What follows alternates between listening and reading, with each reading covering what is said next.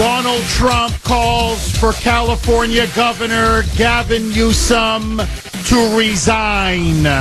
Good morning, Kuhner country. My friends, I'm almost speechless. And, you know, for me, that's almost unheard of. But what is now happening in Southern California is an absolute disgrace and a national shame. As Trump rightly said on his Truth Social post just a couple hours ago, some of the most beautiful and best parts of the United States are being burnt to ashes in front of our eyes in what can only be described as historic, apocalyptic wildfires.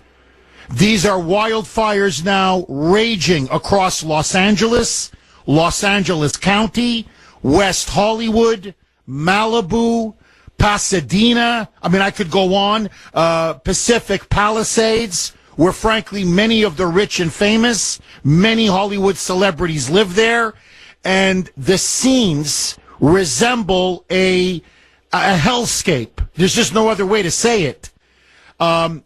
Windstorms now have propelled these wildfires to engulf entire areas, entire neighborhoods in stunning speed and quickness.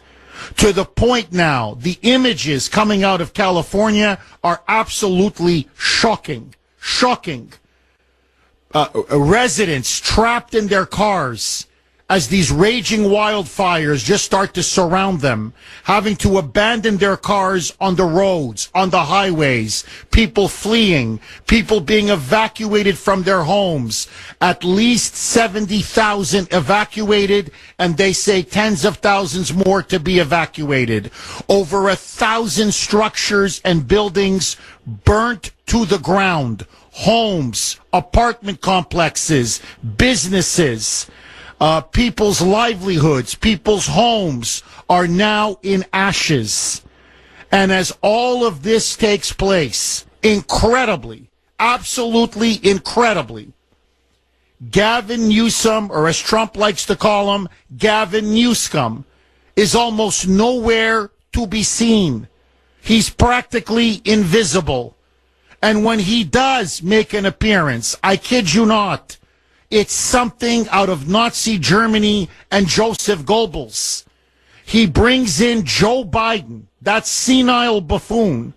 Biden was already in California before the wildfires even started. Because you know him, he's always there for a good vacation.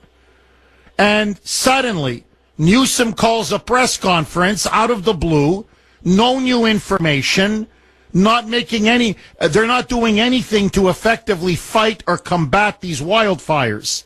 But instead, I swear to you, they're patting each other on the back. Joe Biden is going on about what a great job Newsom has done. Newsom is going on about what a great job Joey has done. Meanwhile, the fires continue to rage and spread and rage and spread. 2,000 acres, 5,000 acres, 10,000 acres, 5 wildfires at once, ravaging large parts of Los Angeles, large parts of the entire Los Angeles area and LA County. 0% contained. Zero. And while Los Angeles and Southern California is being burnt to the ground, literally, burnt to the ground. This is one for the ages. With Newsom standing right beside the buffoon, Dementia Joe. Listen to this. Joe Biden interrupts the briefing to first say the good news, I swear to you, is that Hunter Biden's home hasn't been affected. That, you know what? Hey, other people may be dying, and it's at least 5 dead. Countless people are injured and in the hospital. As I said, almost 100,000 evacuated. Wildfires raging everywhere. But, hey, the good news is my crackhead son, He's okay. No one touched the fires haven't touched his condo yet. By the way, he rents. Hunter's a renter. It's not even his own property. It's not even like it's money coming out of his pocket. And then it's not just that Hunter hasn't been affected. Well, thank the hey, everything's fine. Hey, good old Hunter. If Hunter's good, everything is good. But then listen to this. You want to talk about a mind bender?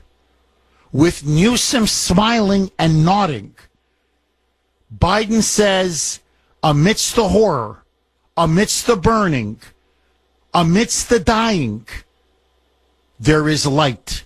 What is the light? Roll cut 1. Mike. It's astounding what's happening. There's only one piece of good news. My son lives out here and his wife. They got a notification yesterday their home was probably burned to the ground. Today, it appears that it may be still standing. We're not sure. But the good news is I'm a great-grandfather as of today. I was granddaughter. 10-pound, 4-ounce baby girl, baby boy. So I can remember this day for a lot of wrong reasons. Anyway. I mean, it's just sickening. I'm sorry, but this is out. It's disgusting. I mean, as Sandy and I were talking about this, we always, go through the clips and the cuts and the show before, pre-show production meeting. And she said, this guy has got ice water in his veins. I mean, you want to talk about this man. The man is a pathological narcissist and really a sociopath. How you can stand there amidst this misery and this destruction and the deaths and the havoc and the sheer, the incineration that you're seeing everywhere, and you're going on about your great-grandchild has been born? And these idiots, these moonbats, led by Newsom, are like, Joey, hear him clapping? Joey, congratulations, Joey. So another addition to the Biden crime family. That's another one that we can use to, siphon off money and put into an account. Honestly, there are some things in life you just don't do. This is one of them. And this shows you, really, the character of Joe Biden, the character of Gavin Newsom, and the character of the mayor, the moonbat woke mayor of L.A., Karen Bass. And I'm going to get to her in a second. So this, my friends, is why Trump is calling for Newsom to resign. It's not just that he is frighteningly out of touch. It's not just that he's completely ineffective. It's not just that he's clapping and cheering, while literally his residents and his citizens are seeing everything around them burn to ashes. But he, in some ways, is directly responsible for the carnage, the destruction, and the death that is now ensuing in large parts of Southern California. Why? Because amazingly, as Trump rightfully pointed out, Trump has been warning now for years that Gavin Newsom, under the pressure of extreme environmentalists, beholden to the woke left, beholden to the tree huggers, beholden to the green lobby, they refuse to divert needed fresh water supplies that they have in abundance in Northern California and divert it to Southern California so you can combat these wildfires and prevent them from burning a city like Los Angeles to the ground. But you know why Gavin Newsom never did that? Instead, he took all those millions of gallons of fresh water and flushed them needlessly into the ocean. He refused to divert all that water because he had to save a tiny species of fish. The fish. A fish called the Delta smelt. The smelt. S-M-E-L-T. Look it up. I swear, look it up yourself. Don't take my word for it. The smelt. So to save the smelt, He said, no. We've got to keep water levels at all these aqueducts and aquifers and reservoirs in the San Bernardino, San Joaquin area, which is where you can store all of this water, fresh water, millions of gallons, and then divert it down south in Southern California to go and combat these wildfires. No. Just dump them into the ocean because we've got to save the smelt. Firefighters now, according to local media, according to countless eyewitnesses, according to the Los Angeles Fire Department itself, firefighters who are trying to battle these raging fires and blazes, there's no water in the fire hydrants. There's no water in Southern California. They don't have water to stop these fires. That's why they're raging uncontrollably. Because Gavin Newsom, I swear to you, refused to divert all of that water from Northern California to Southern California to save the bloody fish, the smelt. Donald Trump is not 100. He is 1,000% correct. This is an unmitigated disaster. Gavin Newsom was warned about these wildfires. They have been consuming California now for years. He was warned repeatedly that the lack of water in Southern California was eventually going to lead to the mother of all wildfires, and they would not be able to contain it, stop it, or douse them. And now, because of his recklessness, because of his left-wing woke extremism, Southern California is literally burning to the ground. Gavin Newsom should resign. And I've got to say one other thing. And I'm going to get to Karen Bass, the mayor of Los Angeles. Okay, that woke moron. She was in Africa. She was in Africa, in Ghana, Africa, while the fires were consuming her city. You vote for these moonbat liberals, you get these moonbat liberals. And I'm sorry, but if you vote for these Democrats, you deserve what you get. California burning. 617-266-6868 is the number. Okay, listen now to President-elect Trump on the Southern California wildfires. He clearly, and he's right, this is clearly at the feet of these DEI woke policies. Clearly, the mayor, the fire chief of L.A., I'm going to get to her in a second, and the governor, as he likes to call him, Newscum, Governor Gavin Newsom. Listen now to Trump. Roll cut 12, Mike. What's happening in California is a true tragedy. I know those areas very well. I have many friends living in those houses. That is a true tragedy. Nobody ever thought. I mean, virtually Beverly Hills and areas around Beverly Hills are being decimated. The biggest homes, some of the most valuable homes in the world are just destroyed. I don't even know. You know, you talk about a tax base.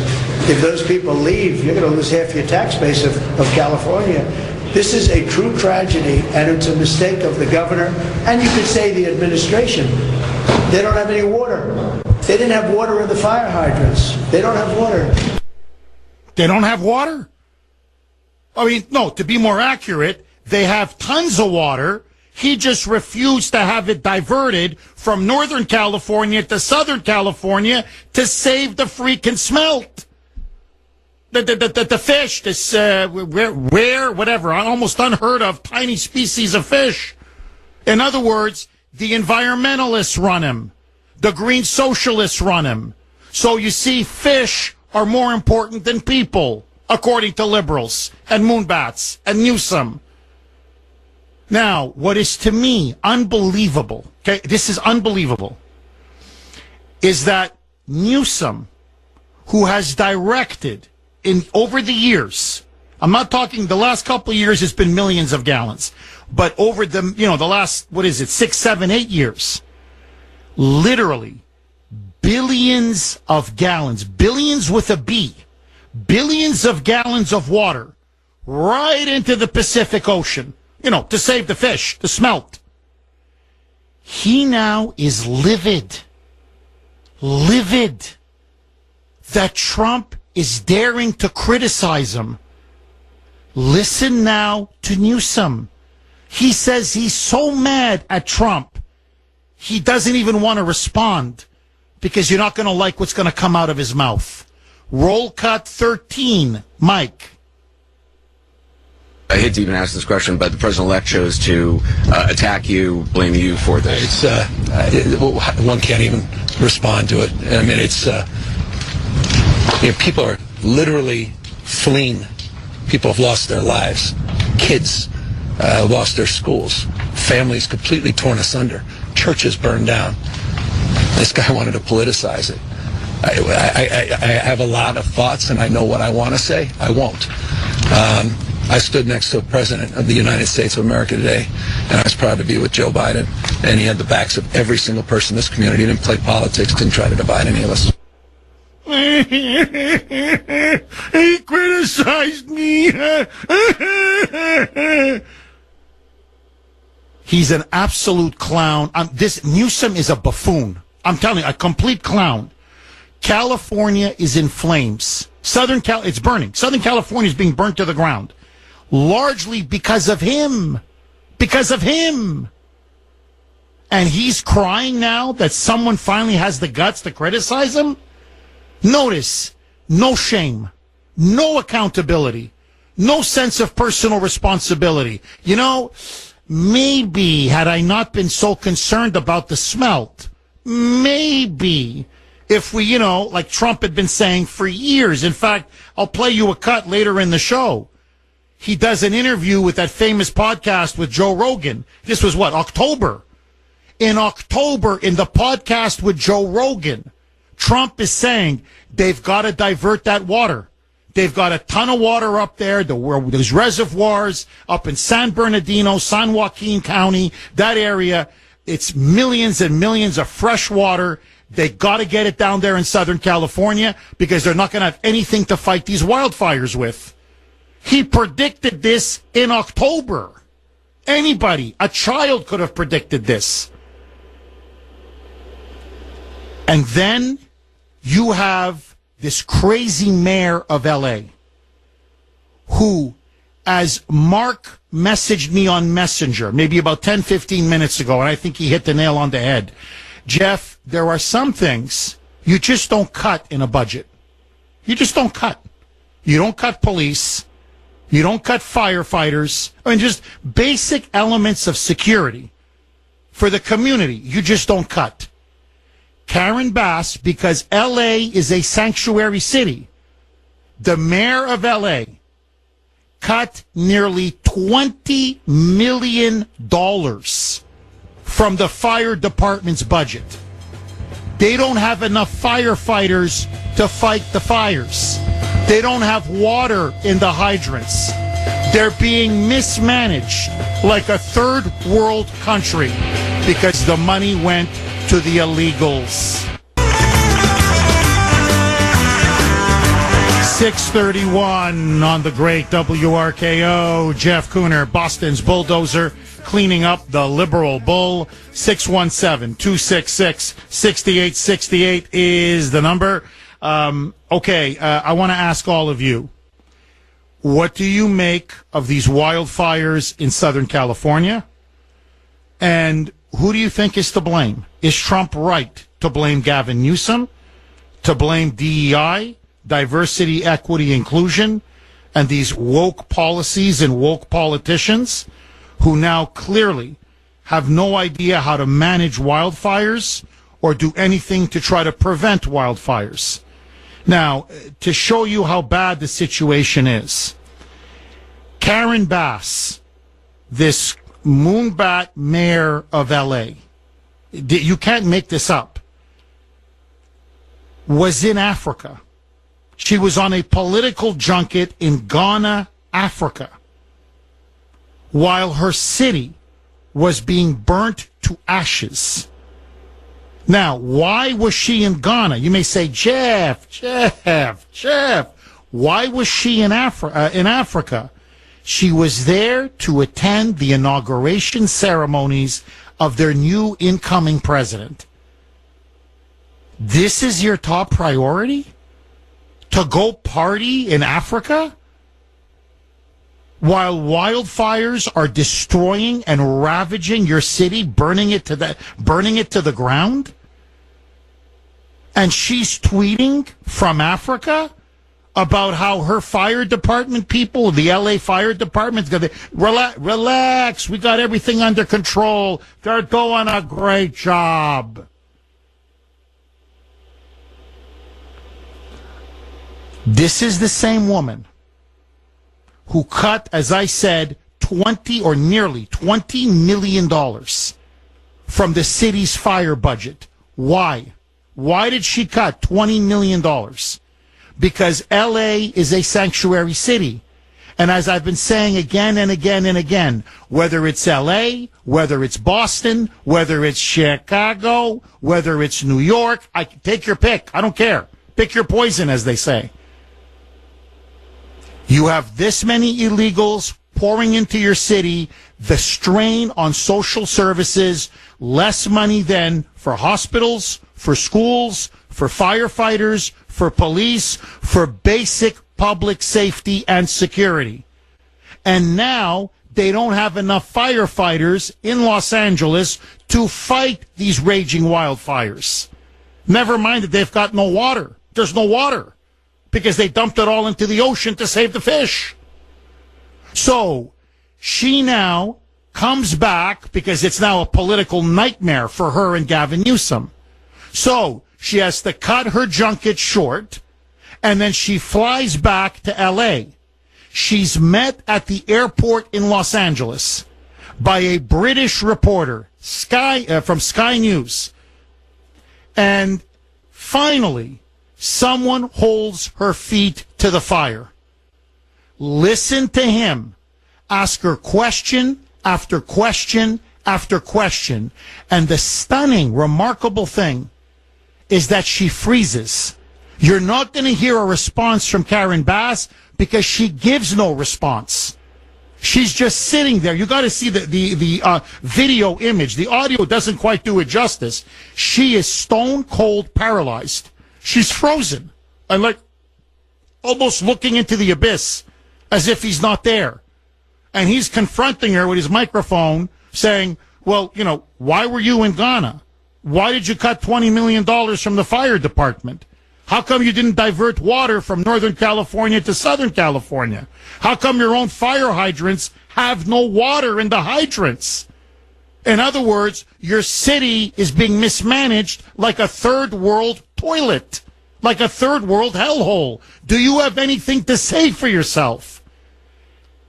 And she's just blank. She's frozen. She's paralyzed. And she's just waiting for her to get off the plane. She can't answer his questions because there is no answer. She's guilty on every single count. Roll cut 10, Mike. Do you owe citizens an apology for being absent while their homes were burning? Do you regret cutting the fire department budget by millions of dollars, Madam Mayor? Have you nothing to say today? Have you absolutely nothing to say to the citizens today? Elon Musk says that you're utterly incompetent. Are you considering your position? Madam Mayor, have you absolutely nothing to say to the citizens today who are dealing with this disaster?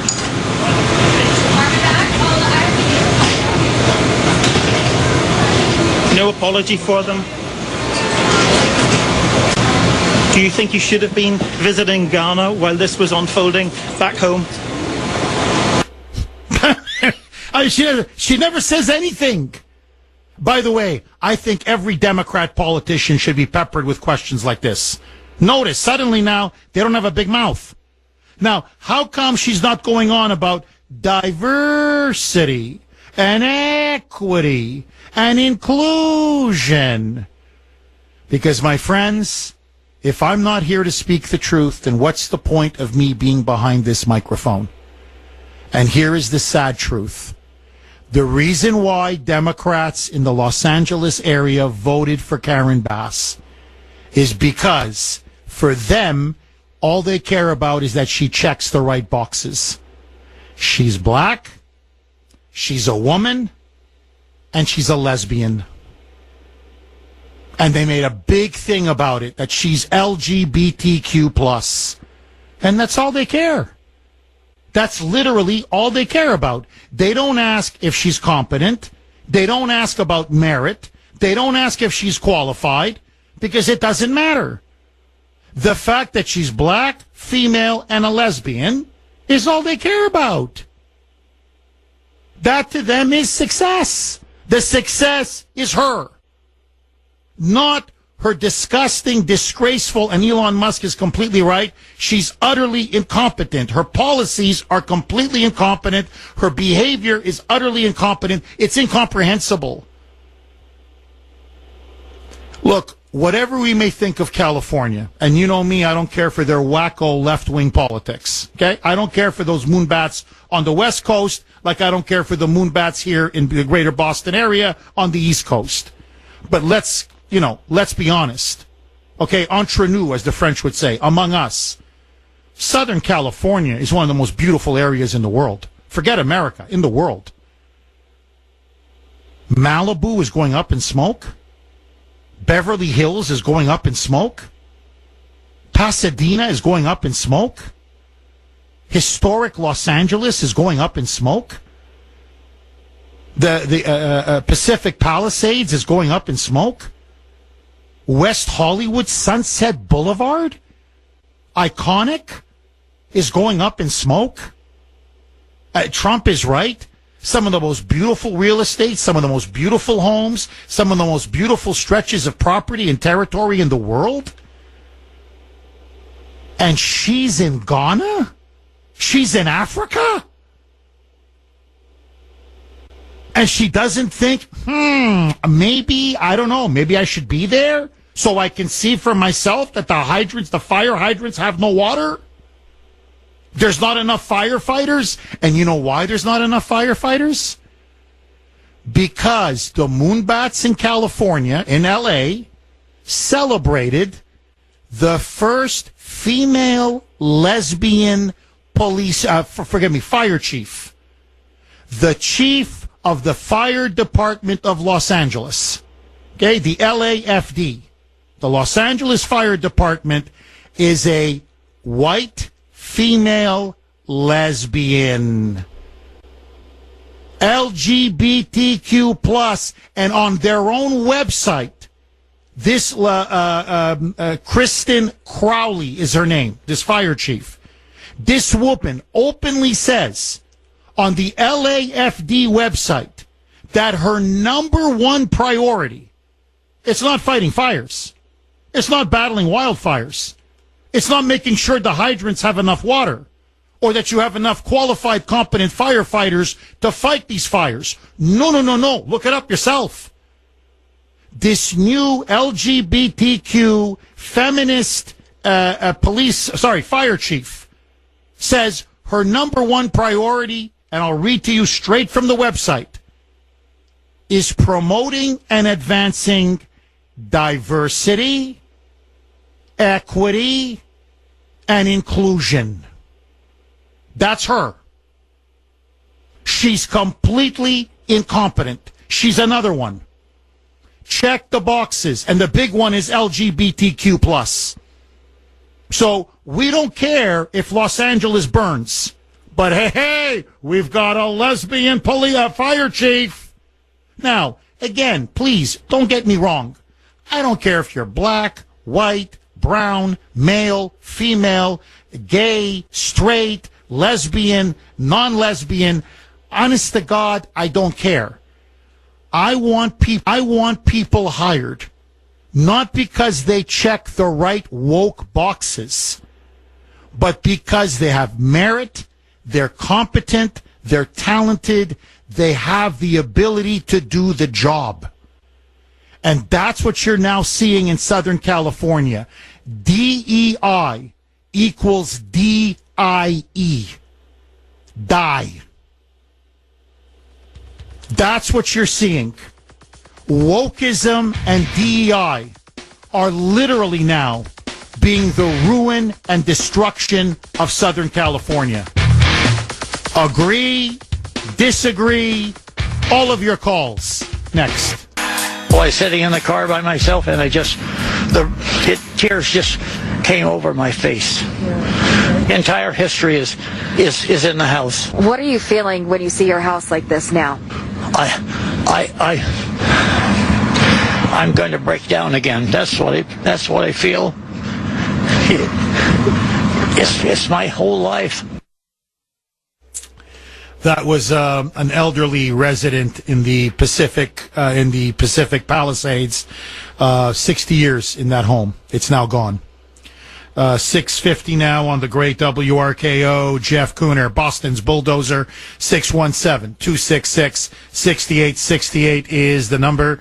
0%. 0% of these wildfires have now been contained. They've been raging for days because of a massive windstorm that is just spreading them everywhere. We're talking now thousands of acres literally being incinerated, burnt to ash. Over 1,000 structures, homes, buildings, businesses gone. As the captain, a fire captain in Los Angeles said, this is the worst fire to ever ravage Los Angeles in that city's history. 5 people are known to be dead. Dozens of others are sent to the hospital. It is now becoming a true catastrophe in Southern California. And so I want to ask all of you, it is the Kuhner Country poll question of the day, sponsored by Mario's. Mario's quality roofing, siding, and windows.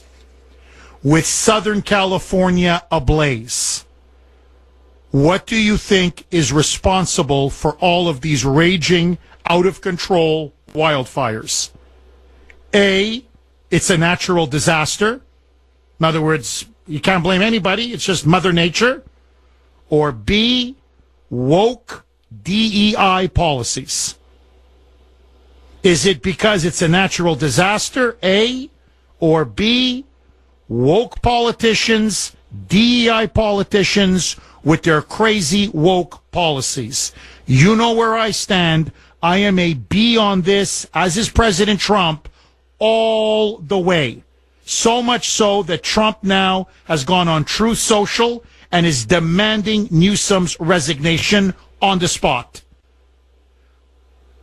You can vote on our webpage, wrko.com/Kuhner, wrko.com/Kuhner, KUHN is in national ER. If you prefer, you can vote very active on X. My handle on X is at the Kuhner Report, all one word, KUHNER. Victor in Georgetown. Thanks for holding, Victor, and welcome. Tuna man, Happy New Year. Happy New Year. All the best to you and your family, Victor. Listen, I'm going to seem a little bit harsh here, but bear with me. As a Marine Corps helicopter crew chief, I was stationed out at Santa Ana, California. It is a beautiful area, and it is as predictable as the sunrise that those winds are going to be coming. And for everyone that voted for Bass, that voted for Harris, that voted for Gavin, DEI is not recognized by a fireball coming down your road. And for everyone that voted for these people, they voted to be held in jeopardy. And if all the houses that burnt down, Jeff, I hope they're owned by these liberal bastards, pardon my language. But I have no sympathy for them because they will take us down also with their idiotic beliefs. They vote for these Martians. They vote for these people that are in Africa rather than back home as the mayor of L.A. taking their taking care of their citizens that have voted for them. We pay for them. We have a Martian in Boston as a mayor. She blew in, I think, from Chicago after getting out of her college commie days. Hey, listen, Kuhner man, we were saved by people like you and I working hard to get President Trump elected, or we would have had one of these fools on a national level burning down America. What say you? Oh, you're dead on. You're absolutely dead on. And look, I think this one now, you can tell, this is a different fire, or fires. The severity, the areas that it's hitting, it's not low income now. It's a lot of it is high income. This is hitting the rich and famous. This is hitting Hollywood. This is hitting many celebrities. And they're the ones who really line the pockets and fund the campaigns of the Gavin Newsoms and the Karen Basses and all of these crazy woke liberals and moonbats that the people of California and the voters keep reelecting again and again. But now Hollywood leftists are starting to realize, oh, we do live in the real world. Oh, these are the real life consequences of putting somebody as incompetent as Bass as mayor or Newsom as governor. Listen now, Victor, I want to get your reaction to this. This is actor Zachary Levi. I hope I'm pronouncing his last name correctly. You can see now, Hollywood elites are now saying, whoa, this is all at Gavin Newsom's feet and the dismal mismanagement and leadership in Los Angeles. And the one that they can't forgive them for is their refusal to divert all of that clean water, billions of gallons of water that they have in Northern California, but to save the stupid smelt, that the species of fish no one ever heard of, they dumped it all into the ocean. And so there's no water to combat the fires. That's why the fires are raging out of control. Listen now to Zachary Levi saying they're criminally negligent. This was incompetence bordering now on criminal negligence. Roll cut 15, Mike. This is just incredible mismanagement, incredibly poor leadership. I would go so far as to say that it's criminally negligent because, I mean, Gavin Newsom has been either the governor for 5 years or lieutenant governor prior to that for 8-9 years. Some of the worst fires we've ever had in California under that watch. He clearly knows that the biggest problem that we suffer in California are these fires, and by the way, the mudslides that follow.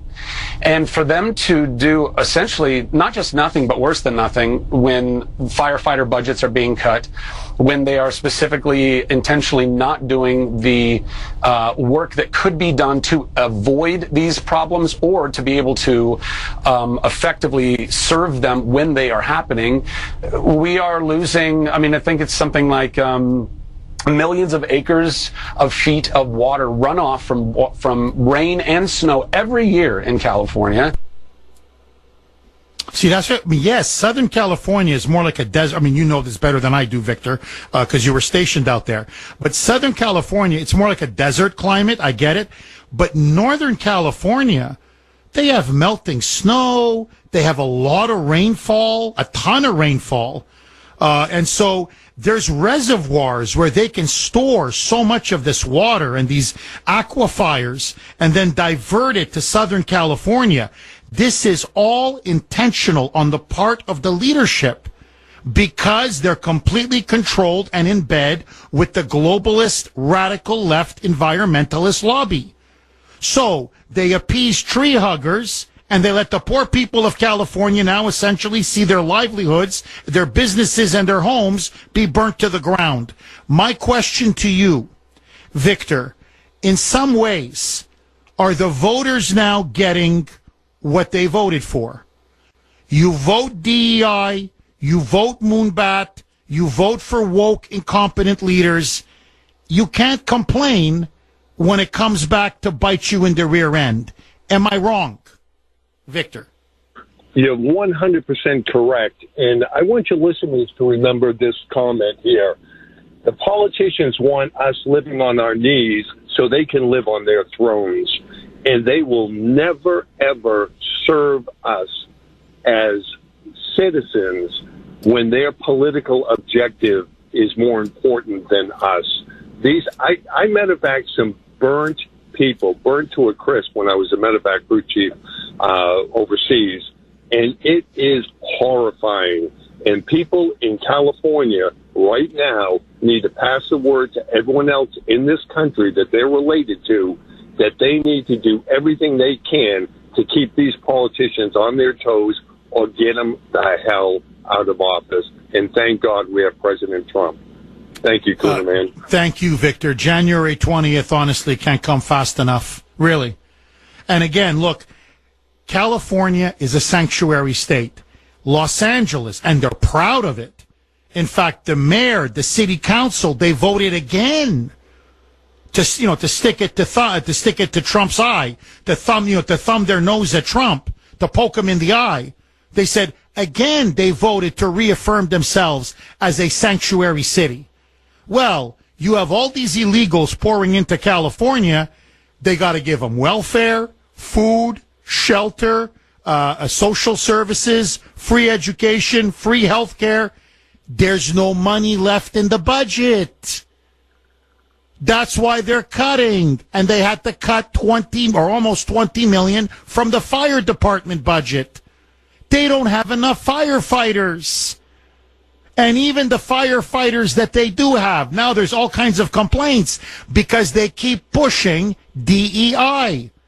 So they care more about people's skin color or their gender or really their sexual orientation, that's the big one, than they do about whether they're the most competent, talented people for the job. And now they're saying there's not enough firefighters, and many of the firefighters can't stand up to the blazing wildfires because they promoted them over their heads, over their abilities. Listen now to Leo Terrell on Fox News saying, look, I don't wish people ill, and I'm the same. I really don't. Look, it breaks my heart to see these wildfires. It really does. And I know there are many conservatives in L.A., many conservatives in California who don't vote for any of this. So, I feel very, very bad for them. But, I'm sorry. Somebody has to say it. If you keep voting for these crazy moonbats and you keep pushing diversity, equity, inclusion, well, you're going to get what you vote for. So, in a sense, the voters have no one to blame but themselves. Roll cut 13, Mike. I hate to even ask this question, but the president-elect chose to... Oh, my bad. I'm sorry, Mike. That was my mistake. Roll cut 16, Mike. Forgive me, 16. I want to be as clear as possible. This state has been hijacked by the extreme left. Remember, Karen Bass is the socialist mayor who said Castro's a great guy. They focus on denying your responsibility by yelling out climate change. I heard Karen Bass right before the show. It's climate change. It's climate change. That's a lie. It's poor management on the part of the Democrats. They do not look at fire prevention, what you said, basic forestry as a priority. It's climate change. It's EV mandates. It's preventing oil drilling. It's DEI, that DEI, which is so sickening. What does DEI have to do with putting out fires? But you got a city fire chief who thinks DEI is the number one issue. It's insulting. And you know what? I blame the voters and I blame the media here. Sean, you think the national media is biased? The local media in California kiss the ring of the Democrat Party. They do nothing. It's like you're describing Leo. It's like you're describing the media in Massachusetts and in Boston. They're even worse than the national media, if it's possible. But he's completely right. Look, I just got to make one other super quick point because the lines are jammed and I want to obviously get to as many calls as possible.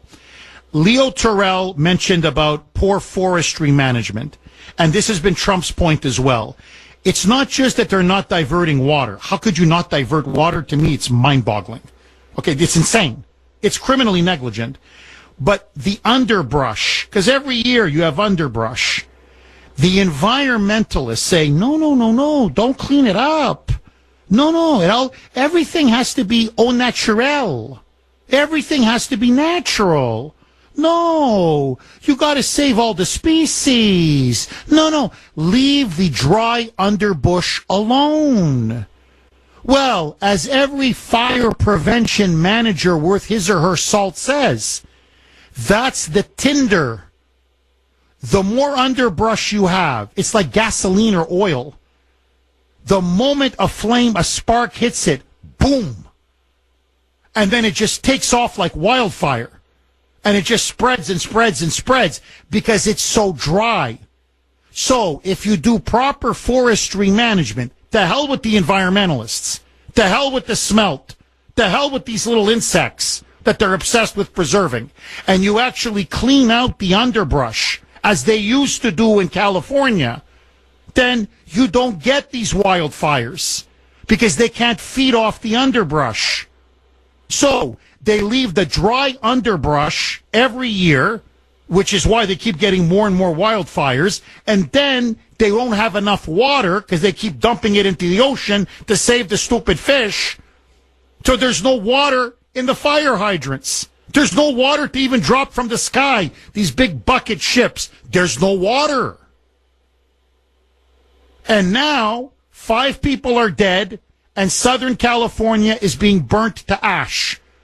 Gavin Newsom is nowhere to be found, and Karen Bass is in Africa, or was in Africa.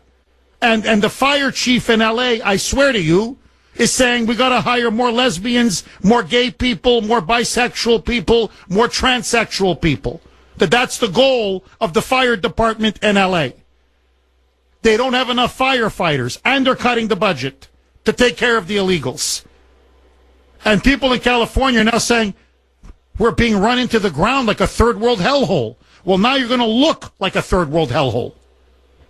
617-266-6868 is the number. Am I wrong? I want to hear from you. Or do you agree with the Kuhner man? 617-266-6868. Mike, who do you want me to go to next? Barbara in Baltimore. Thanks for holding, Barbara. And as always, welcome. Good morning and Happy New Year to you. Happy New Year, Not Barbara. a very happy occasion what's happening in California. It's really sad. It's a sad thing to see, but I do believe some of this is biblical. I think fire next time, and there is one that's raging right now in a place where a lot of things that, I don't know, shouldn't happen. I just, I felt really bad looking at those people's homes and seeing the anguish, and some of them seemed so close to the fire that it was just unbelievable to me. But it's gross incompetence. Gavin Newsom should have been recalled, and the people of California have only themselves to blame. Larry Elder ran against him. They could have had good conservative running their state, but they voted for the incompetence. And when I saw that police chief on her interview, her priorities were all wrong. You know, it really is sad to me that someone in her position, all of them in the position of authority, are looking at everything except ability, capability. Where are the white men? Where are the strong white men? Who can pick up someone with gas, with their oxygen tank on their back, all their equipment, and they can get somebody, pick up a comrade or pick up a wounded person and carry them? Most of those women cannot do that.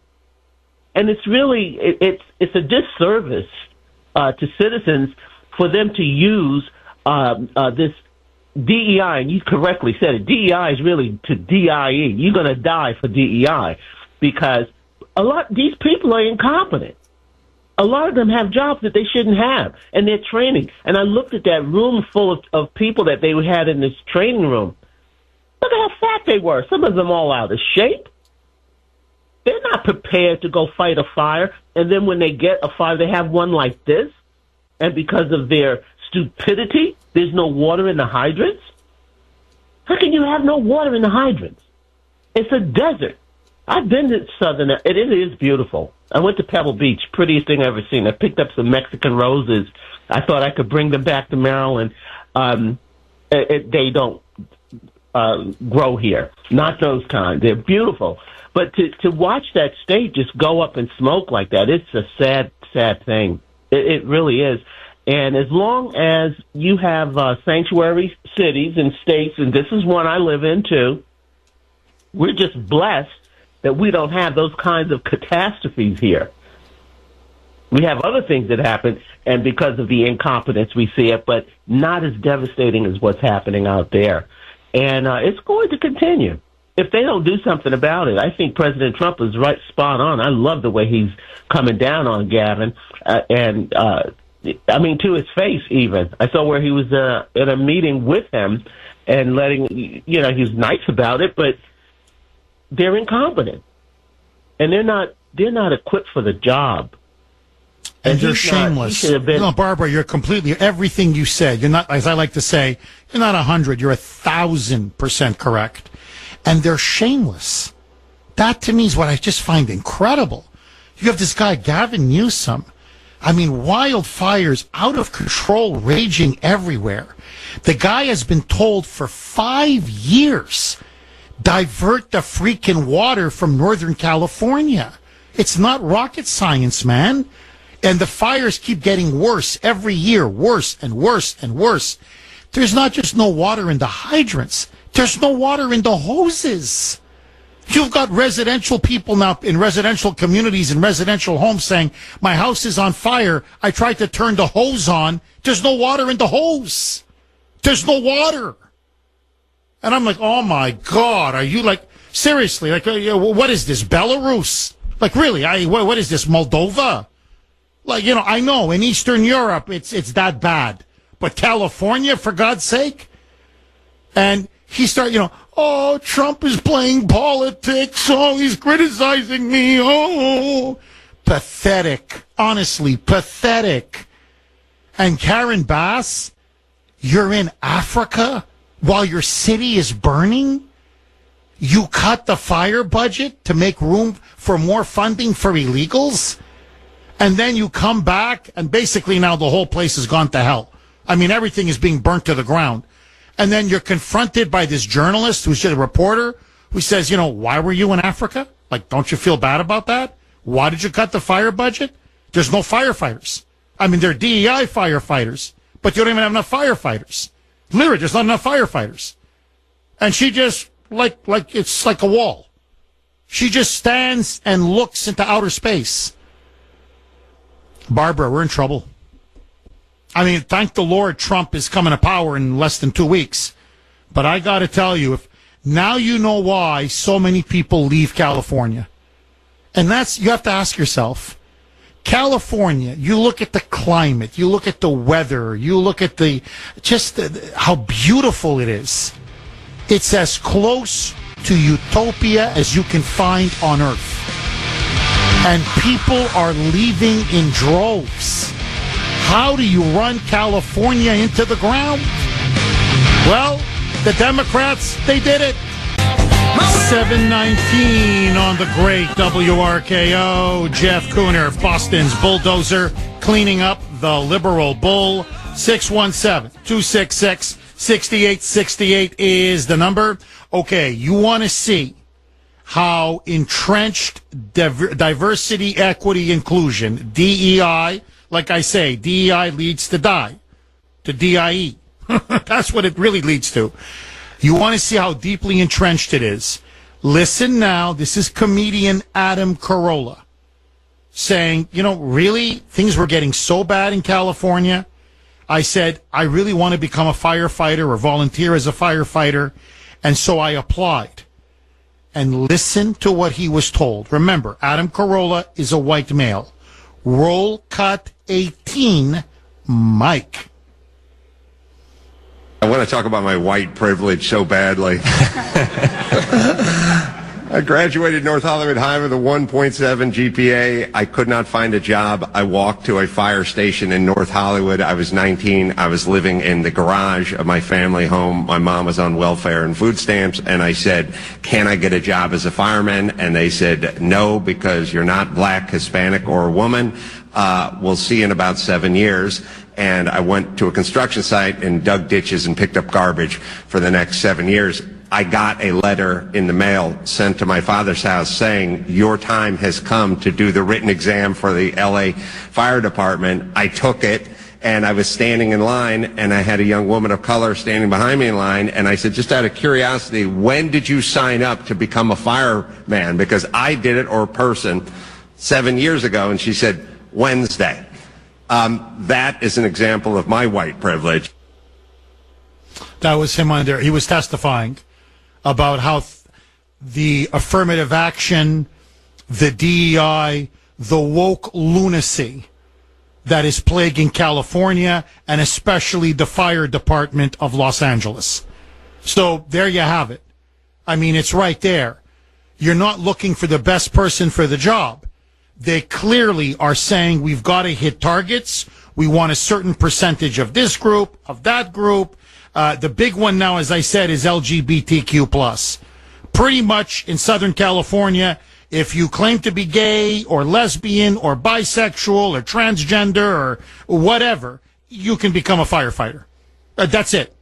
I mean, they will lower the bar, and they'll even make you the fire chief. And the fire chief then says our number one priority is diversity, equity, and inclusion. And what's incredible is even as the city is burning to the ground, that it's all a disaster. The recent interviews, she's still going on about how it's diversity. What matters is diversity. Look at how diverse our firefighters are.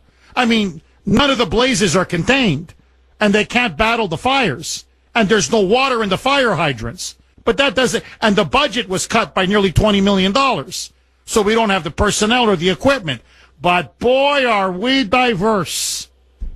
Fire her ass. Karen Bass should resign on the spot. Gavin Newsom, as Trump has said, should resign on the spot. Agree, disagree, 617-266-6868. Mike, who's next on the board? Stephen in the great state of Maine. Thanks for holding, Stephen, and welcome. Hey, good morning, Jeff. Good to talk to you. I'm really sorry about your dad. Thank you, Stephen. So just a couple of really quick notes here. If you really want to get your blood boiling even more, look at the actual interview of Kristen Crowley. She's the fire chief out there, and I mean, and then segue back to what you see on the news, and it'll really make your blood boil. Were you aware that just a few months ago, a lot of insurance companies actually pulled out of this area because the state would not allow them to raise their rates? So a lot of these people literally just lost their insurance within the last few months. Oh, I read that story. I mean, it's unbelievable. You're right, because again, Gavin Newsom says, no, we're going to control the prices. So they're like, well, okay, if we can't raise our rates, I'm sorry, there are so many wildfires, we're going to lose our shirts as an insurance company. So we're just going to start, we're going to pull out. So they've literally lost their homes. I mean, look, Steve, we were just talking. I don't want to get too much into it, but I went to my dad's home, okay? It was very emotional for me a couple days ago. There was no fire, but my dad passed away. And just seeing the pictures of me and my dad together when I was young, pictures of me as a young boy that I didn't even know existed, it brought tears to my eyes. And I gathered them up, and I'm going to bring them with me. I think we're leaving today back to Boston. And I said, we're just going to bring all that. I want that. The sentimental value is tremendous. So I'm just thinking a few pictures that I was able to find of me and my father, especially when I was a young boy, and how much that means to me. Never mind, God forbid, the whole house being burned to the ground. And there's no insurance? It's not even like you're going to get money to rebuild it. I mean, Steve, this is catastrophic. And this is a direct result of the negligence, mismanagement, and arrogance of Gavin Newsom and the Democrats. I mean, I know they like to blame the insurance companies, but I mean, if they can't raise their rates and you won't do anything to prevent the fires, and the fires keep happening year after year after year, well, I'm sorry, what the inevitable is going to happen. The insurance companies are going to say bye-bye. I mean, Steve, am I wrong? No, you're absolutely correct. This happened not long ago in the state of New Hampshire. Governor Shaheen sat down with a bunch of medical insurance companies, told them what they were going to do, what they could charge, and most of them pulled out, really limiting the amount of insurance agencies that were available to New Hampshire residents. So, I mean, this is just an ongoing idiocy of the left. They think they can just control everything like they're gods, and people are just getting tired of it. And now that these insurance companies pulled out of California, who's going to be on the hook for all of this? What did they say last night? It was up to already about 50 to 60 billion. Yeah, $50 to $60 billion. They think it could go as high as $100 billion, Steve. So who's going to be on the hook? Take a guess. We, the taxpayers. You get it? We're going to have to bail out these moonbats with their insane policies. 7:31 on the great WRKO. Jeff Kuhner, Liberalism's worst nightmare, baby. 617-266-6868 is the number. Okay, text line on, pardon the pun, on fire. As California is on fire, our text line is on fire. You can text us 70470. This is from 603. Jeff, we should call Newsom Gavin Newsom because he's playing his fiddle while Southern California burns. Very well said, 603. He really is fiddling while LA burns. I mean, it's heartbreaking. It really is. Okay, listen now very quickly because I want to go back to the phone lines to show you this is not rocket science. This was so predictable. Look, as you know, I'm in Montreal, putting the final touches now on my dad's estate, his final wishes. I want to respect all of his wishes. So I think I'm heading back to Boston either today, tomorrow at the absolute latest. It's cold. I mean, I know it's cold in Boston and across the Northeast, but I mean, it's Canada. It's Montreal. It's really cold. It's cold every year. And not only is it cold, there's a lot of snow everywhere. Why? Because it snows every year. The winters here are harsh. Now, you don't need to be a rocket scientist. Do we have enough snow plows? Do we have enough snow cleaning equipment? Do we have enough crew members to make sure that they can, keep the streets clean and the highway safe? You don't have to be a genius to figure that out. You don't cut 20% 20 million or almost 20 million from the snow cleaning budget. You're crazy if you do that in Montreal, Canada. Okay? California, Southern California, it's a desert climate. Hello, your number one concern should be water. Listen now to then candidate Trump. This is Trump months ago in October on the Joe Rogan podcast. And Rogan, I think, either has a home or part-time lives in Southern California. So, wildfires and all of this, it's a big issue out there. So he's interested in what's Trump's position. Listen to Trump. He predicted all of this months ago. Roll cut 14, Mike. Water.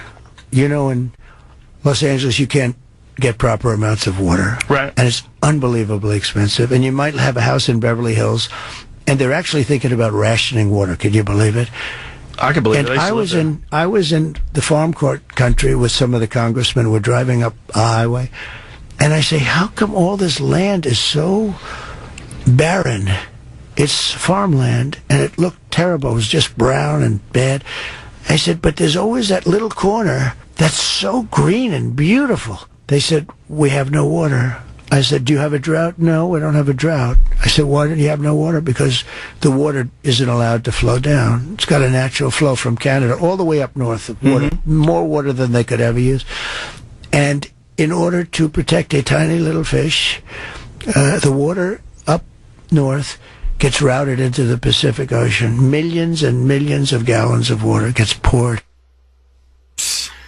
There you go. Now, he goes on to say it's Gavin Newsom, and I've been telling Newsom, why just keep the water in the reservoirs, in the aquifers, and just, and then divert them and make sure that the hydrants are full and there's tons of water available in Southern California, and you can battle these wildfires, you can prevent the dry land, you can prevent farmland from going dry and infertile. He goes, you got tons of water. So, but instead, no. Because these idiots want to save the smelt, because the smelt are more important than people, you've got, what is it now, the worst wildfire in the history of Los Angeles, thousands of structures being burnt to the ground, almost 100,000 people now evacuated, 5 dead, and much of Southern California being burnt to ash. To ash. And so far, 0% of these fires contained. They're just getting bigger and bigger and bigger. 617-266-6868. Look, as the actor said, this is criminal negligence. This really is. I mean, a child could figure this out. Agree, disagree, 617-266-6868. Mike, who do you want me to go to next? Janet in the great state of New Hampshire. Thanks for holding, Janet, and welcome. Hey, Jeff. How are you? Good. How are you, Janet? Good. I have a couple of points to make on this. I read where one of the houses in Malibu, they pay $180,000 a year in property taxes. Property taxes for police, fire, trash pickup, and all that stuff. They've defunded the cops. There's homelessness, drug addicts everywhere, crime, and now the fire issue where people are literally burning to death. I don't know why people pay property taxes if they're not getting the services, and I don't know why the voters would put up with that. And also, all the billions that we're spending on the Green New Scam and DEI and all that, no one can point to one metrics where anything has improved after spending billions and billions of dollars on these hoaxes. Nobody can show you where it's benefited the people. They have no water in the hydrants. $17 million they sent in firefighting equipment to Ukraine while their state burns. It's insanity, Jeff. And I agree with Victor. I blame the voters because all this is going on. The quality of their life is declining every single day. Their taxes are going up. They can't get insurance because the costs are too high. I think Gavin Newsom's aspirations for 2028 just went up in flames. I'm so upset with people allowing the abuse and the decay of our society, all in the name of DEI and climate change and this Green New Scam. It's making me crazy. I can't believe people are accepting what is happening throughout this entire country. It's just maddening. Janet, I'm going to answer your question in a slightly roundabout way. But trust me, we'll all be very clear. It'll really make sense. Because I have the answer for you. I've dealt with these people my whole life. But I want to personalize it. Because it won't be theoretical. I think it'll be more, I get it. It'll be more, more actual. People always ask me, when Bill in Sudbury calls, as an example, okay, Moonbat Bill, why do I let him talk for a couple minutes? Why do I put him on the air? Because I want people to hear a liberal mind, the modern liberal woke mind. And what you hear, everybody says, he's an idiot, he's a moron, he keeps repeating the same things over and over again, he's impervious to facts, to truth, to evidence. That's the liberal mind. Think of tens of millions of people in California who are Bill and Sudbury. And you start to say, oh, that's why, in answer to your question, taxes keep going up, quality of life keeps going down, everything keeps getting worse, but they keep voting for the Democrats over and over and over again. Why? Because Bill in Sudbury, as an example, is a fanatic. You can hear it in his voice. You can see the way he talks, how it's always circular with him. He comes in with one fanatical point and he won't let it go. Because for him, it's a religion. You see, Janet, this is what people don't understand. Liberalism is a religion. In fact, to be more accurate, it's a cult. It's a fanatical cult. It's their worldview. It gives them their meaning. So you see, L.A. can be burnt to the ground, but you know what the Bills in Sudbury care? Karen Bass is a black female who's lesbian. That's it. No, really, that's it. That's the accomplishment. That's the achievement. But she's incompetent. We don't care. But she's negligent. We don't care. But she cut the fire department budget by nearly $20 million. You don't care. But she's in Africa and the city's burning. We don't care. But she wouldn't push to have the water redirected and diverted. That could have saved all our homes. They don't care. Like, really, they don't care. She's black. She's a woman. She's a lesbian. DEI. That's it. So once you understand that, think Islamic fundamentalist. Think Islamic extremist. And you'll understand the modern leftist woke mind. An Islamic terrorist or an Islamic fundamentalist doesn't care if everything around him or her is going to hell, as long as they live under Sharia law. As long as they live under this woke DEI socialist regime, the whole thing can go to hell. Karen Bass is an open, you can look it up. Please, Janet, don't take my word for it. She's an admirer of Fidel Castro, the communist, the late communist butcher of communist Cuba. You're an admirer of that monster who ran Cuba destroyed Cuba? And that's who they elect. It's about making themselves feel good. It's not about reality. And that's what's so scary. 7:49 on the great WRKO. Jeff Kuhner, Boston's Bulldozer. 617-266-6868 is the number. Okay, I got to say, the audience absolutely killing it today. Text line is, it's not just heavy traffic coming in. A lot of texts are pouring in, but you can tell the audience is really, really upset about what's happening in Southern California and Kuhner country. Frankly, I don't blame any of you.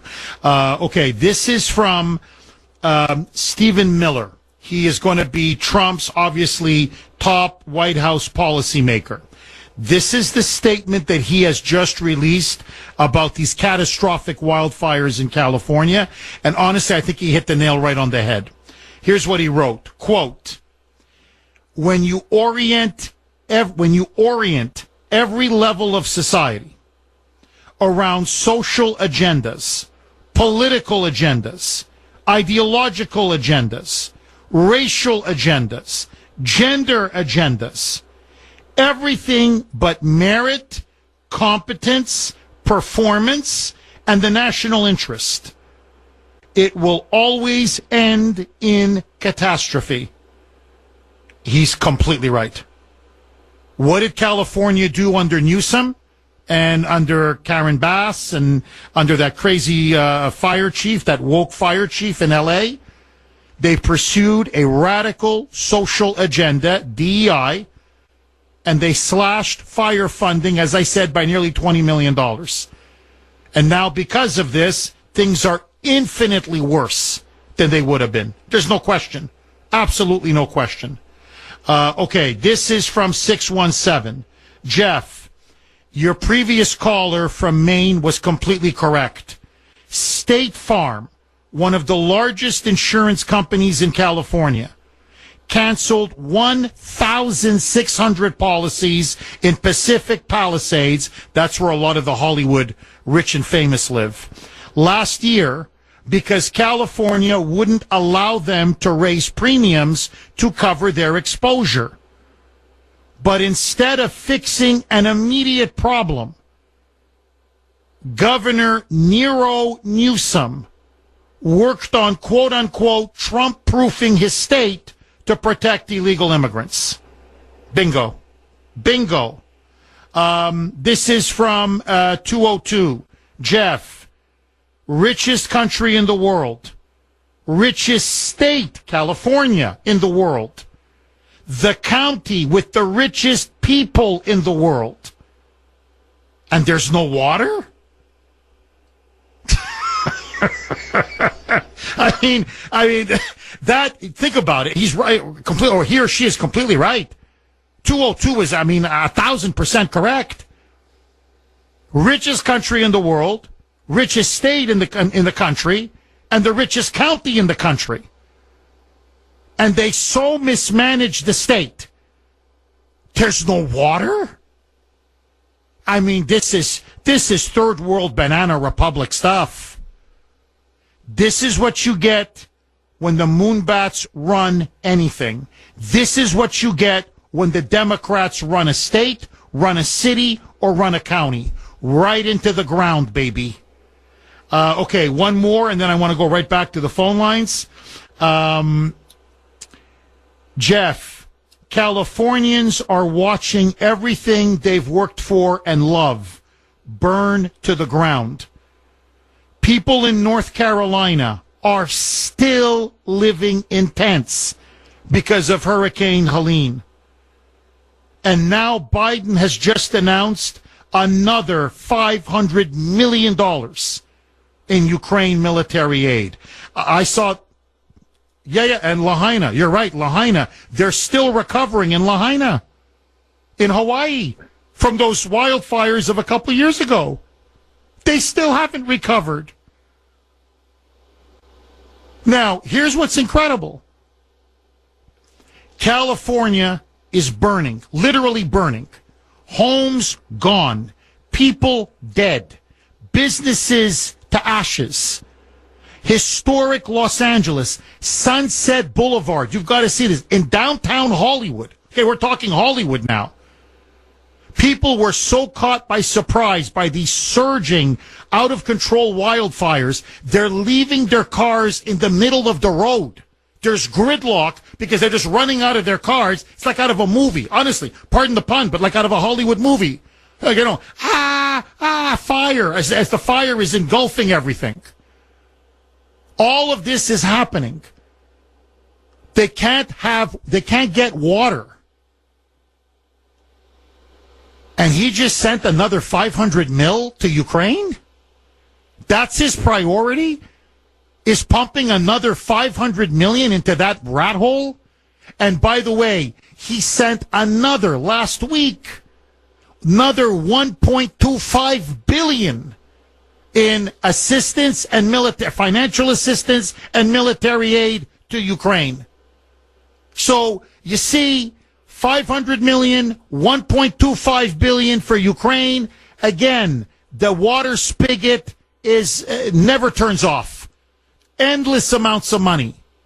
But if you're an American in North Carolina, Hurricane Helene, months later, still living in a tent in freezing temperatures, blank you. If you're in Lahaina, blank you. If you're in Southern California, blank you. That tells you everything you need to know.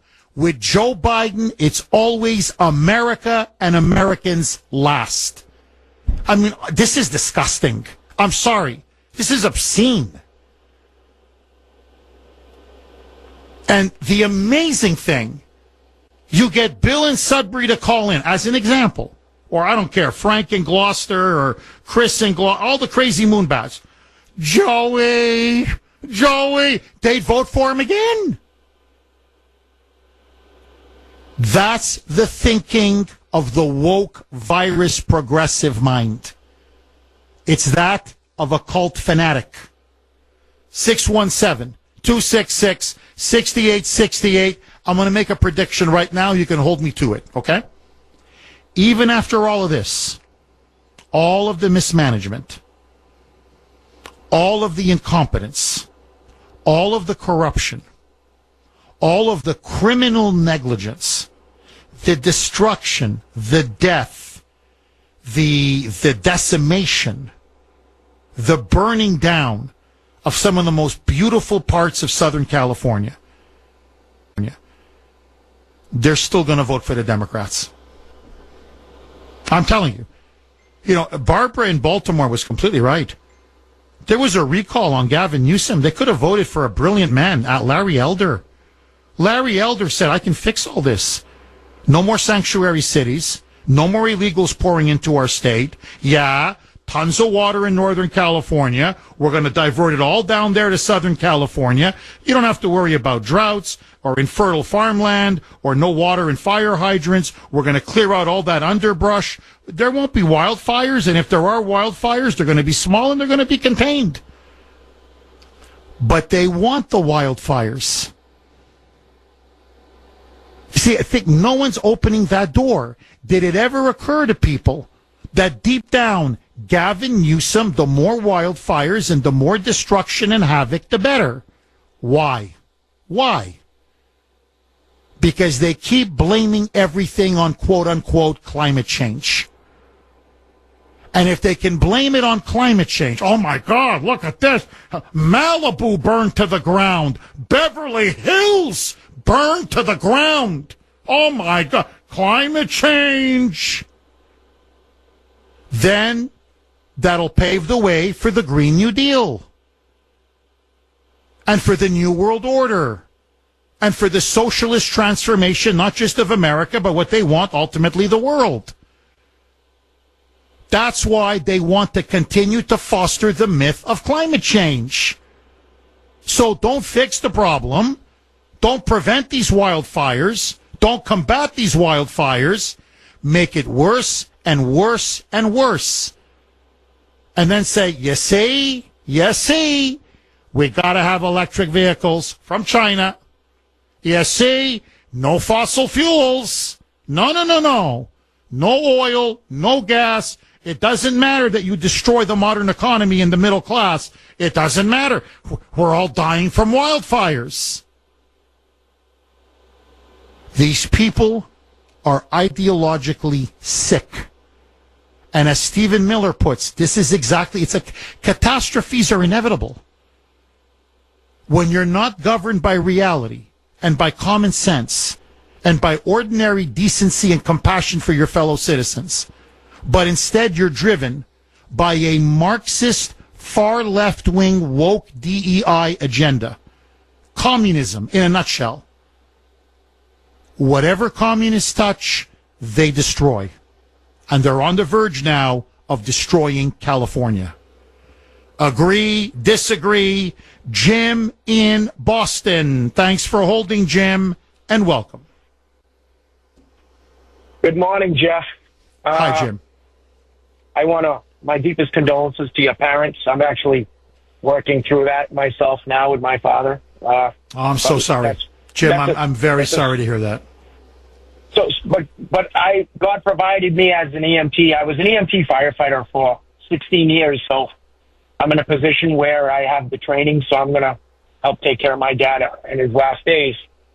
But my bigger point, Jeff, is this started well into the mid-'90s, and I remember I had an opportunity to go from the local fire department that I was on to a job working at the nuclear power plant as a firefighter senior director.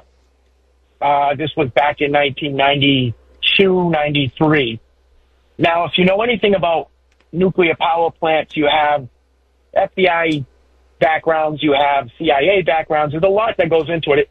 The process takes approximately about 16 to 18 months of interrogation, I called it.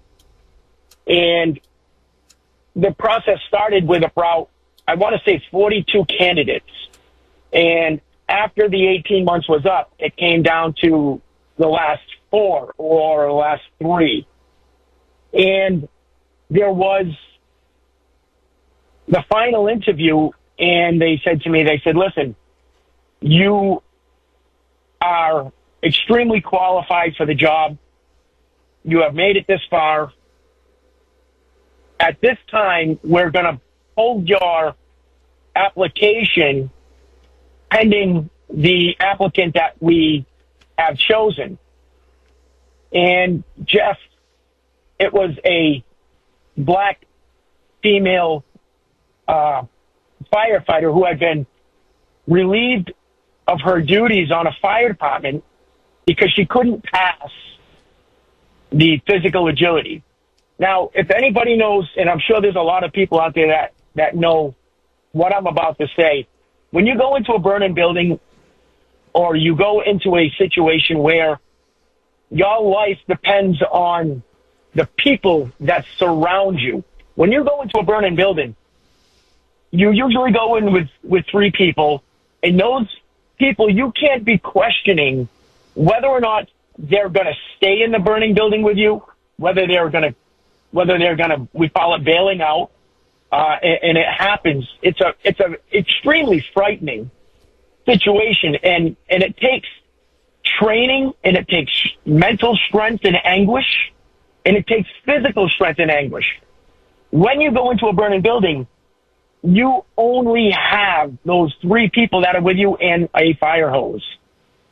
When that situation arises, you can't be questioning whether or not there is somebody behind you who is going to bail out on you.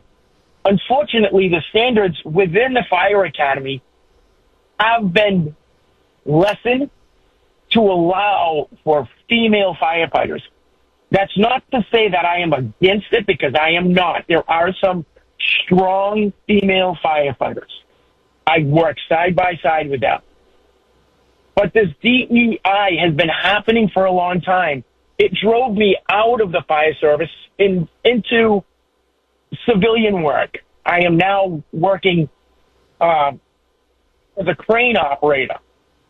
I have a skill that I use well, but those situations have been reaping for a long time, and we're starting to see those seeds that we sowed are coming to fruition, and unfortunately, people are dying.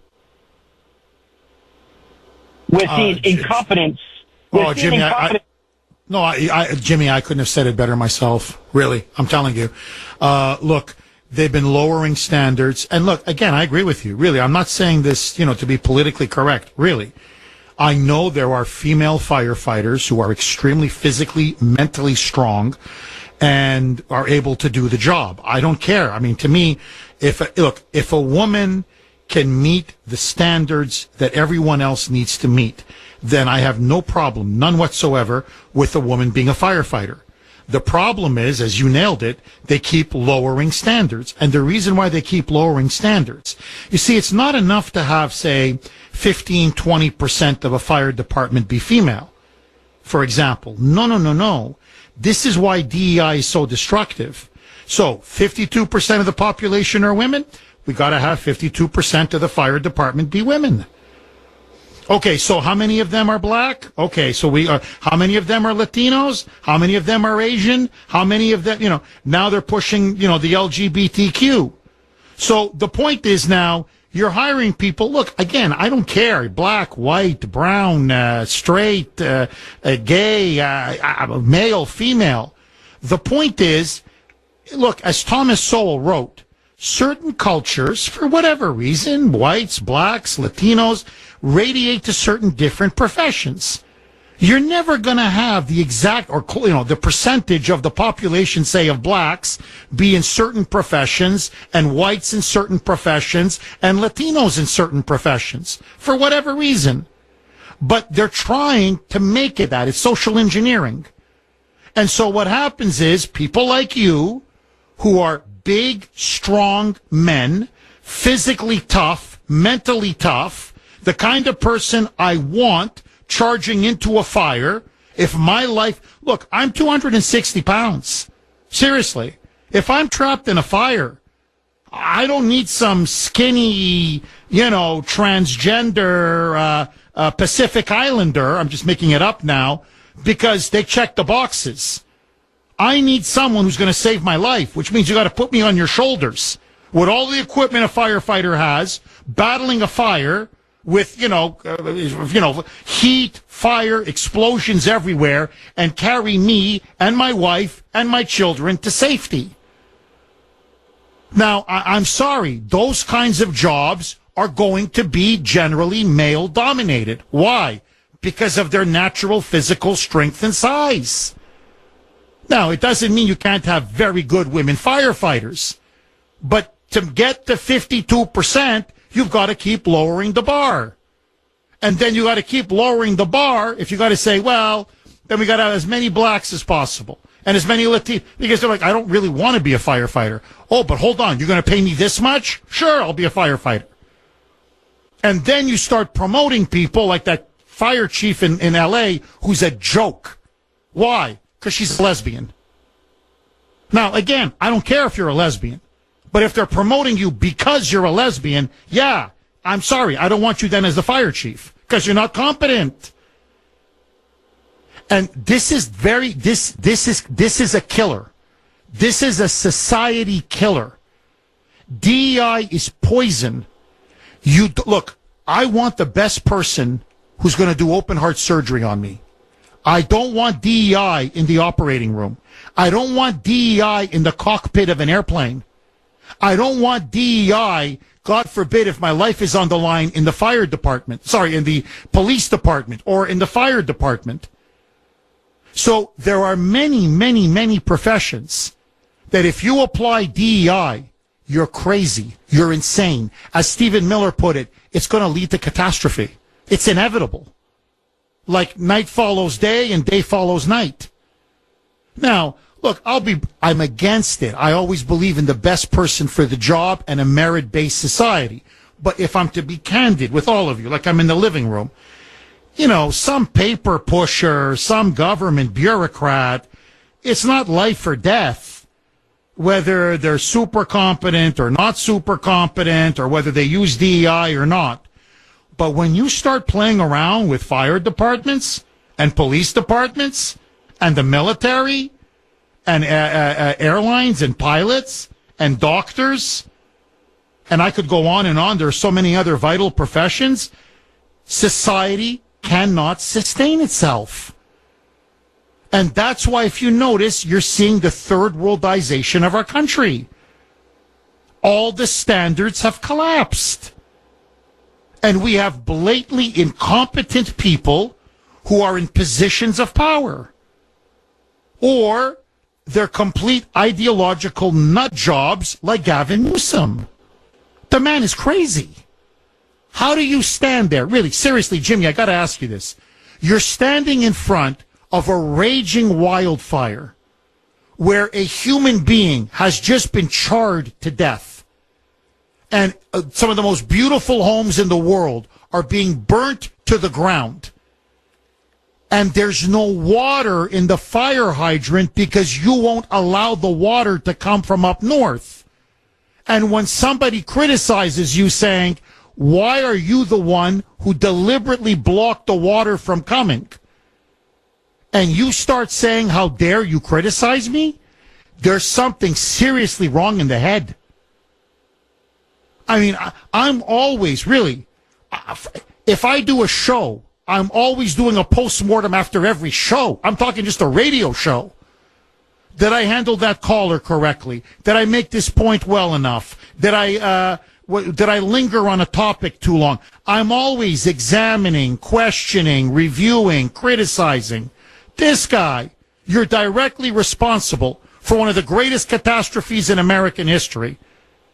And you're crying because you're being criticized? Final word to you, Jimmy.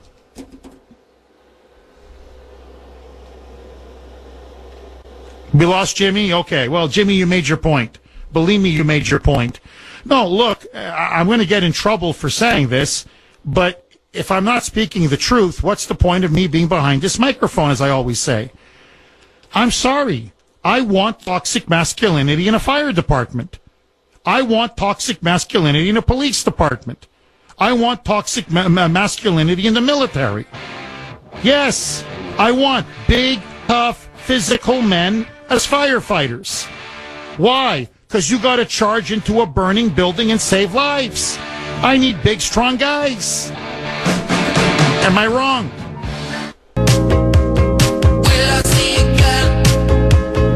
8:20 on the great WRKO. Jeff Kuhner, Boston's Bulldozer. 617-266-6868 is the number. Okay, just very, very quick, because I want to go to the raging phone lines, and they really are raging today. 617-266-6868. Big story out of Los Angeles, local news. The Los Angeles County, LA County, which is where all these wildfires are taking place, the fire department literally donated surplus supplies to Ukraine. And they don't have enough now when they need it. I mean, this, you can't, I'm telling you, you can't make this up. So as 508 texted me just a couple of minutes ago, you can text us again, 70470. Jeff, let me get this straight. No water in the fire hydrants. A DEI fire chief. A communist mayor who is MIA in Ghana, Africa. And now the LA County Fire Department has been donating surplus supplies to Ukraine? You've got to be kidding me. I'm telling you. Welcome to a moonbat state. This is... Now, I'm sorry, but I got to pose this question to everybody. And again, I don't want anybody's home to burn. I really don't, or anybody's business to go up in smoke. And I know there are a lot of conservatives in Los Angeles and in Southern California. They're a minority, like in Massachusetts, but they're there. So I don't want anything to befall them, anybody, but especially them, because it's really not their fault. But I've got to ask, do the voters in California, those who, pull the lever for the Democrats, you keep voting for Gavin Newsom, you keep voting for Karen Bass, you keep voting for all of this woke leftist insanity, are they reaping what they sow? Is Leo Terrell on Fox News correct? They have no one to blame but themselves. And are they, in other words, I'm sorry, you voted for this. Well, now you're going to get it good and hard. 617-266-6868. I want to hear from you. Becky in Oregon. Thanks for holding, Becky, and welcome. Hi, Jeff. Hi, Becky. I didn't call to say this, but you reap what you sow. It's from the Bible, and it's called the law of the harvest. To me, I saw this written once, and I always remember this definition of law. Sure result. Like the law of gravity. When you drop something, it falls. That's a law, a physical law. But that's not what I call it. I grew up in California for 50 years. You're only talking about what's happening now. This has been going on forever, Jeff. Forever. How long does it take to save the Delta smelt? I've been hearing about that. I grew up next to the Delta Mendota Canal, and I don't follow that stuff, but I've been hearing about that Delta smelt. I guess they don't care about all the animals that die in these fires. I could never understand why they didn't... did I say this is a lost cause? That's what I meant to say when I first called. It's a lost cause. Forget it. It's never going to change. And I never could understand why, obviously, they don't clear that brush from the forests. How long have we been having California wildfires in the forests and mountains, and they never would clear? I mean, it's so obvious that this is going to happen. And it finally got to the city. It finally got to the people. I mean, not that that's never happened before either, but down there. So I just heard yesterday somebody mentioned about the homeless people using camp stoves, and they don't even need camp stoves. Don't you think maybe some of them set fires to stay warm or something, and they know those winds are going to come? So what else? There's nothing else. It's a lost cause. I hate to say that, but it's never going to change. It's been going on forever. And they let the farmland dry up. That, and another thing I was going to say, there was no DEI back then. I don't think they ever even thought of DEI as long as this has been going on. Let me ask you this, Becky, because obviously you live there and you know exactly what you're talking about. Why is it that things will never change in California? Is it that crazy liberal mentality? What is it? Are they all so stoned out there and they're partying, and you got Hollywood and Beverly Hills and these people are just, drunk, stoned, and, it's Sodom and Gomorrah out there. Is it the corruption? Is it the crazy politics? What is it that they just never seem to want to fix their problems? You said it, Jeff. The only word I can think of, I guess it's the bottom line. Corruption. It's not incompetence. This stuff is, oh God, it's hard to even talk about. There's so much to say. There's so much to say. And now this, talk about a lost cause. LA's lost. The whole town, it's burned down. So what else is there? It's never going to change, okay? The whole country, it's not just California. Oh, no, I agree. What you're seeing in California is maybe a little bit more advanced, but it's what they want for the whole country. There's no question. No question. It's what Joe Biden did to us for 4 years. Becky, thank you very, very much for that call. Look, let me ask all of you, seriously, is California a lost cause? Your reaction, your calls. Next. 8:31 on the great WRKO. Jeff Kuhner, Boston's Bulldozer. 617-266-6868 is the number. Let's go to John in New Hampshire. Thanks for holding, John, and welcome. Thanks, Jeff, for taking my call. I appreciate it. My pleasure, John. Yeah, my brother moved to California. Just listen, D. My brother moved to California 25 years ago, and he married a Heisman Trophy winner's daughter. Wow. And he's done very well for himself. He lives in Pacific Palisades. And over the past few years, I call him up and say, geez, we got, I can see there's fire up. And he's like, don't worry about it. We're not worried. Yeah, we smell the smoke.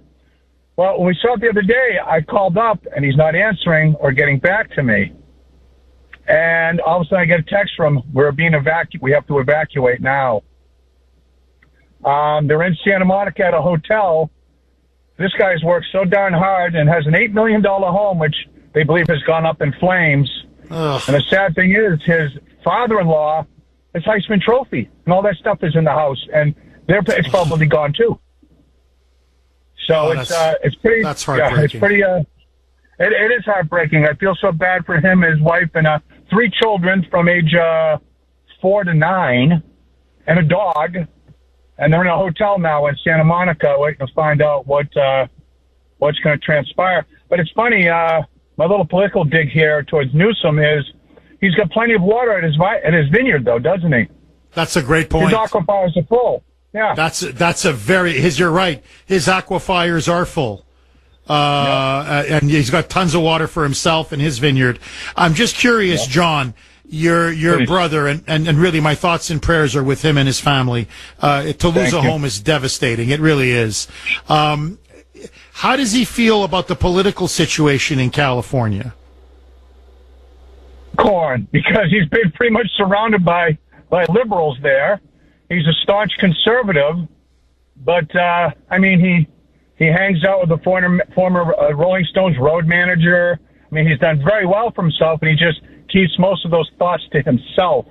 But he's discussed it with Gavin Newsom, but he realizes to live in the place that he loves, he has to make sacrifices. But at this point, the sacrifice is too much because obviously they did nothing to protect these people.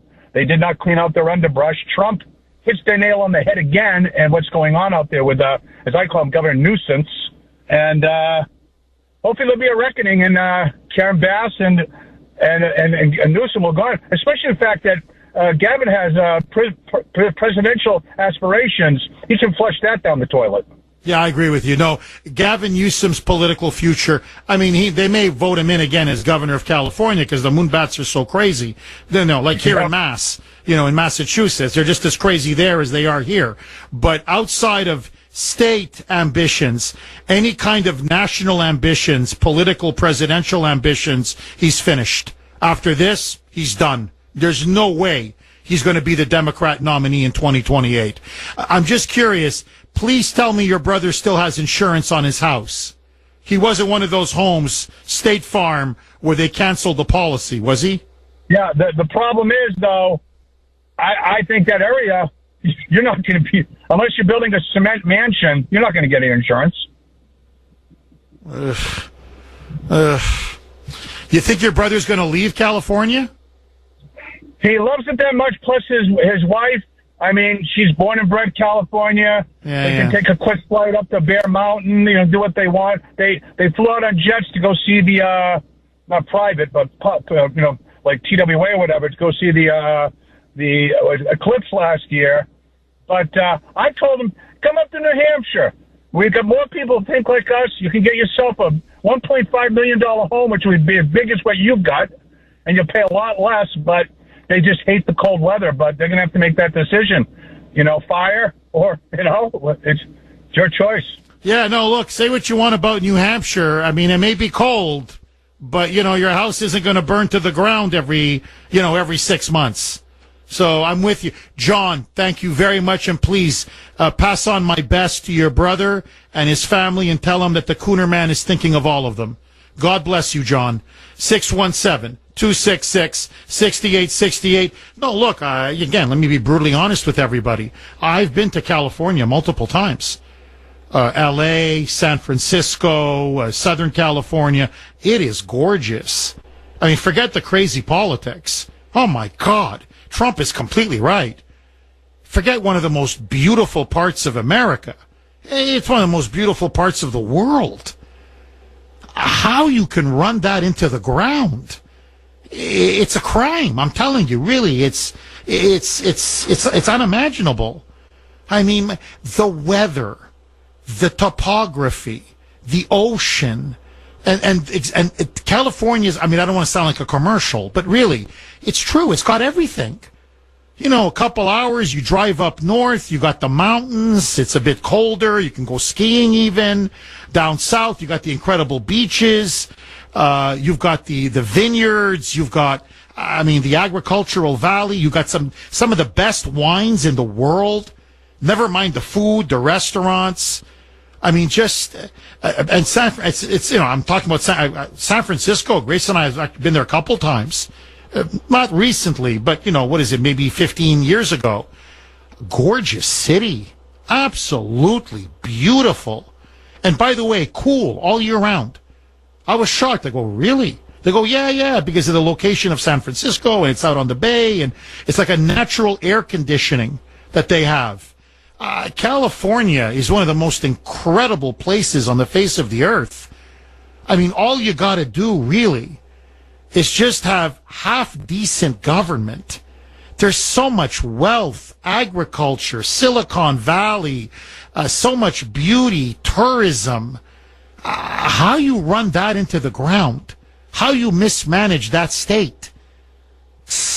It's really, it's not incompetence, it's perversion. It's deliberate. You have to really work at destroying a place like California. 617-266-6868. Agree, disagree. Okay, this is from 617. Jeff, I strongly disagree with you. Biden is not America last. He's America never. No, really, that's true. I mean, it's not even that we're last. In other words, everybody else gets their cut and then we get the last cut. No, we get nothing. It's never. You know what? I stand corrected. You're right, 617. Okay, this is from Mark on Messenger. about Karen Bass and cutting the nearly $20 million out of the fire department's budget for the illegals, to set aside money for the illegal aliens. Jeff, I don't care how bad a city or state's financial situation is. There are certain budgets you just don't cut. And that's fire, and that's the police budgets. But it's okay to spend $500,000 to recruit more LGBTQIA plus firefighters? This is a clear result of woke policies instead of actually protecting citizens. And think about it. A state that constantly has wildfires, earthquakes, mudslides, and you cut the budget? It's unbelievable. It's unbelievable. But Jeff, I want to reassure the residents and citizens of California, all will be okay because we now have enough LGBTQ firefighters. Jeff, it's an absolute joke. They shouldn't resign. They should be fired. And if you or anyone thinks that that money is going to make its way to Ukraine, I've got some premium swampland in Florida I want to sell all of you. And then Mark finishes with this, and I agree with him. Jeff, when did Smokey the Bear ever say that only LGBTQ can prevent wildfires? Honestly, Jeff, you can't make this stuff up. They went out and spent $500,000 in an advertising campaign to say we want to hire more LGBTQ, IA plus, that was what they said, firefighters. Okay, well, now you've got them. You've got all the non-binary, transgendered, pansexual, transsexual firefighters, probably the most in the world. The problem is now they're not fighting firefighters. They're running the other way. 617-266-6868. Mike, who's next on the board? Caroline in New Hampshire, the Granite State. Thanks for holding, Caroline, and welcome. Hi, Jeff. Thank you for taking my call. My pleasure. I get nervous when I call. Sorry. But I wanted to tell you about Agenda 21 and a lot of speculation of what this is really about. So, and first off, I was down there. I was in California about 2 years ago, and I actually had called your show because they had a lot of electric cars at the time. And I remember traveling from LA up to Sacramento and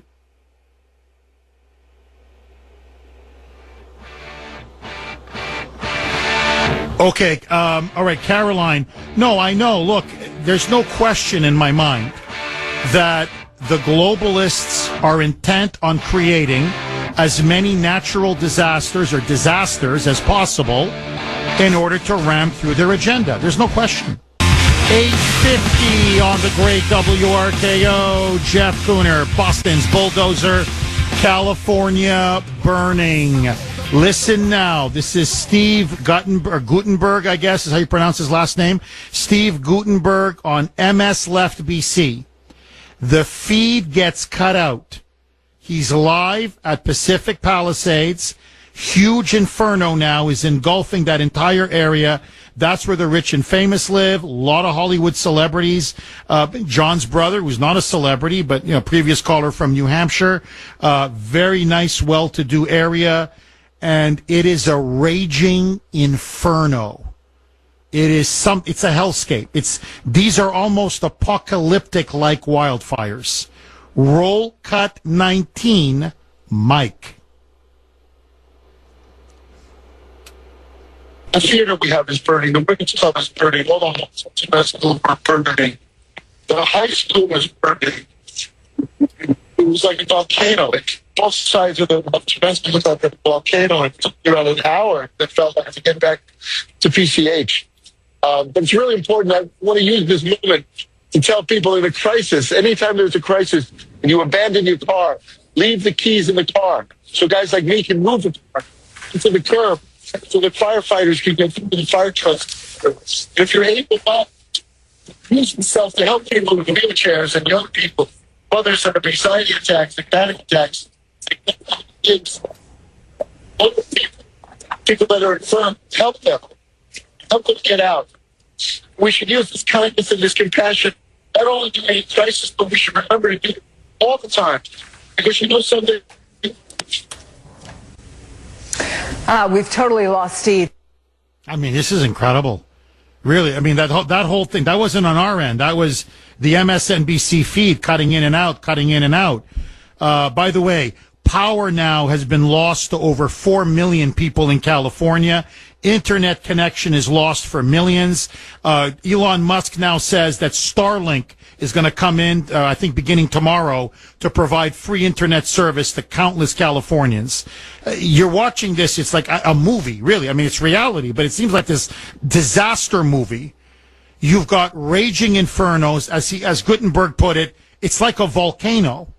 The heat, the way the fires are spreading, high schools are burning, homes are burning, businesses are burning, shopping malls are burning, everything is burning. And the advice is when you're running out of your cars, because the fires are just coming out of nowhere. And so people in traffic are just, oh my God, there's a raging fire all around me. They're running out of their cars. Leave the keys in the car. So when the fire department comes in the trucks, they can move the cars because it's creating gridlock everywhere. I've never seen anything like this, really.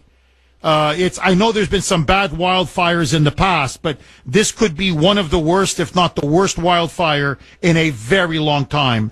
Listen now. This is conservative actor James Woods. Actually, I like a lot of his stuff. He's very good on social media. He's getting ready now. He lives in the Palisades. He's getting ready to evacuate his home. And the man is on the verge of tears. He's not just afraid of losing the home, but everything that's in the home. The valuables, the pictures, everything that means so much to so many people. Roll cut 20, Mike. Standing in my driveway getting ready to evacuate. We've got a lot of planes going over, dropping water, but... Yeah. It's too little, too late. That's the problem. Listen now to Woods. He continues, and this is really heartbreaking. He's got a young niece, and she called up her uncle, and she said she's going to volunteer her piggy bank to help him rebuild the house. And it's just too much for James Woods. He starts to break down. Roll cut 20A, Mike. I posted this on X, but Sarah was on with her 8-year-old niece last night. She came out. I'm sorry. Just, one day you're swimming in the pool, and the next day it's all gone. But she came out with her little Yeti piggy bank for us to rebuild our house. Oh my gosh, James Woods, we all hope that you will be able to rebuild your house, maybe starting with that little Yeti piggy bank. And we're just glad that you're okay and your wife is okay. I'm sorry, you have your lives. This is real and it's raw. I thought I would be stronger than this. You know what? Strength is not measured by whether, you hold in crying or not. Look, I sympathize with him. I mean, the memories that I have in my home, if that burned away, I think I'd be breaking down just like him, really. This is heartbreaking. Now, look, I have to say this, and I'm sorry, I don't mean to be a contrarian, and I feel very bad, not just for James Woods, I feel bad for John's brother who called in and his entire family. Look, I know how hard some of these people work for their money, for their homes. They spent a lifetime to build a life for themselves. And it pains me to see people losing everything. It really does. But I've got to say this. I'm sorry, I've got to say it. I hope that the people affected by Hurricane Helene in North Carolina eventually get the same kind of treatment that these Hollywood celebrities are going to get when they start, making payouts and helping them get money to rebuild their homes. Because the way the media is treating this fire, and it's a horrible fire, please don't get me wrong, but, the way they're crying on the air about how these people are losing their $4, $5, $6, $8, $10 million mansions, the rich and famous, I didn't see him shedding the same tears. I have to say it. For the poor people in Appalachia, in North Carolina, those affected by Hurricane Helene, they weren't crying for them. And by the way, I gotta say this, in many of those affected areas in North Carolina, you still have families, we're talking months now, months, who are living homeless in freezing tents because FEMA has done absolutely nothing. Again, there's $500 million that Biden just announced for Ukraine. Again, another $500 million. Last week, $1.25 billion in financial assistance and military aid. But Americans who aren't celebrities, who aren't, Hollywood, who aren't the rich and famous, who don't live in beautiful Southern California, and again, nothing against them, really, honestly. This pains me to see Southern California go up in smoke like this. It's heartbreaking. But how come nobody cares for them in North Carolina? They're still living in tents. Apparently, according to local media reports in North Carolina, 2 infants died in those freezing tents over the last month. Yet there's no aid from FEMA. Nothing. But Joey's got $500 million for Ukraine. Joey's got $1.25 billion for Ukraine last week. Apparently now the total is over $175 billion. Right down an effing rat hole in Ukraine. Much of it stolen. Outright stolen. And to keep what? Sending Ukrainians to be destroyed and killed and devoured in that Russian meat grinder? Which is, by the way, again, Ukraine is now going to have to sue for peace. So we spent all that money, sacrificed all those lives, and Russia is still going to win the war. While our people are vulnerable, homeless, dying, burning to death. And are the people of Southern California, are they going to get a $700 check and blank you like they did in Lahaina and in Maui and places like that in Hawaii or in North Carolina? So you see, with Joey, as one of the previous texters put it, it's not America last, it's America never. It's always Ukraine, Ukraine, Ukraine. That's globalism. That's the Democratic Party. That's everything that's wrong with liberalism today. They favor foreigners over their own. There's a word for that. It's called treason. 617-266-6868. Agree, disagree. Andy in Milford. You've been holding patiently, Andy. Thank you and welcome. Hey, Jeff. Hey, Andy. First of all, my deepest condolences over the passing of your dad. Thank you. Thank you. I was on the journey myself with both of my parents for about 5 years, and it's not easy, but my sincere condolences to you. Thank you. Thank you very much, Andy. Andy, what do you make of these wildfires in California? And is Trump right to say Gavin Newsom and Karen Bass and these crazy woke leftists are ultimately to blame? Is Trump right?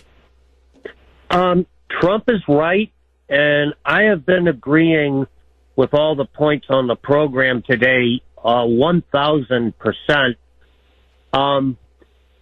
There's one thing I started looking at yesterday on InfoWars about all this. It was a segment. It was titled "Destruction by Design," and in that segment, I mean, Alex Jones. I mean, he went into some of the Agenda 21 stuff, but he also, and when you started on this subject today, I got off the program for a while and went back and re-listened to it. One of the things in that segment that raised my eyebrow is the city of Lahaina. Apparently, at one point, there was a push to make the city of Lahaina one of these smart cities. And just as according to Jones reporting, Bill Gates was involved with this effort. Oprah was involved with this effort. And ultimately, the city of Lahaina voted it down. And they did not want to become one of these smart cities. And I think we've got to consider, and I say this with all due respect to all the human suffering on the ground, I think we got to look at the possibility this is by design. And one of the areas where I think we could really hit a home run, Jeff, is to really do some serious digging into the backgrounds of Governor Newsom, Mayor Bass, and see if there's any connections there to either BlackRock or the World Economic Forum. And the same thing with the CEOs of all these big insurance companies that conveniently canceled all the insurance policies leading up to this. And if one or both of those possibilities are in the affirmative, I think we've got to consider this is by design. Well, look, Andy, I can just tell you this, all right, and you make of it what you will, Andy. Karen Bass, take this to the bank, is a dyed-in-the-wool communist. I'm not saying this as an attack or, sometimes you use it. Person's really maybe a socialist, maybe not a full-blown communist, and I'm not using that term loosely. She is a stone-cold communist. She is an open admirer of Fidel Castro. She's an open admirer of China, the China model, communist China. I think she's an agent of communist China. She's clearly a fellow traveler regarding communist China. So that's Karen Bass. So that tells you everything you need to know there. Now, as for Gavin Newsom, there's no question. Gavin Newsom is in the pocket of billionaire globalists like Bill Gates, who funds his re-election campaigns, like George Soros, like Jeff Bezos. Silicon Valley owns him lock, stock, and barrel. The World Economic Forum owns him lock, stock, and barrel. There's no question. I mean, he's their mouthpiece. He does what they say jump, and he says how high. So those are the kinds of leaders that we have, not just in California, across the country, and especially at the highest echelons of the Democratic Party. Now, as for whether this is design or not, I can just tell you this. If Larry Elder, a very smart, courageous, intelligent, patriotic black conservative, had he won in that recall election with Gavin Newsom a couple of years ago, let me tell you what he would have done. It's what Trump has been advocating for years. That's why Trump is almost losing his mind over this, and I don't blame him. And that's the other thing. Why is Donald Trump, the president-elect, going apoplectic? You can hear the anger and the passion in his voice, the real concern, the frustration. Why is he showing so much more emotion than a Karen Bass who says nothing after she's in Ghana, Africa, as her city is being burned to the ground, or Gavin Newsom with his stupid sunglasses? The guy thinks he's modeling. I'm not kidding. He thinks he's auditioning for some Hollywood movie in the future with his dumb Ray-Ban sunglasses and his slick back hair. And somehow he thinks like, ooh, look at me. Ooh, the camera's on me. Ooh, I gotta look good. Ooh, I'm so sexy. I'm Gavin. Cold as ice and completely indifferent as this state is melting down, going up in smoke, literally going up in smoke. Yet Trump is the one that's angry about all this? As Trump has been saying, how come all these Western European countries, how come these countries in Scandinavia, very dense forests, lots of underbrush, how come they don't get these raging out of control wildfires? Because they rake. In fact, there's a video, Andy. Please don't take my word for it. CBS actually covered it. This was years ago. I think it was in Trump's first term. Trump is there with Gavin Newsom. It's one of these wildfires in California. Trump is literally lecturing Newsom. Newsom is 3 feet away from him. And they both have these jackets on. And it's right after a wildfire. And Trump is almost like schooling him like a student, like a schoolboy, saying, why isn't this raked? Why isn't this raked? Why aren't you getting rid of all the underbrush? Why aren't you allowing controlled burns? That's another thing. Gavin Newsom and Joe Biden prevented controlled burns. Why is that important? You use these controlled burns to prevent big raging wildfires. So what I'm saying is no forestry management, no water prevention, nothing. If Larry Elder was the governor of California, whether it's by design or not, let's say it is by design, just for the sake of argument. Well, if the underbrush is all cleared out, and if Southern California is flooded with water, because Northern California has millions of gallons, and it's not being flushed into the ocean to save the stupid smelt, the fish, then the fires either won't happen, or they'll be contained and doused quickly. It will not become the crisis, the catastrophe that it's become now.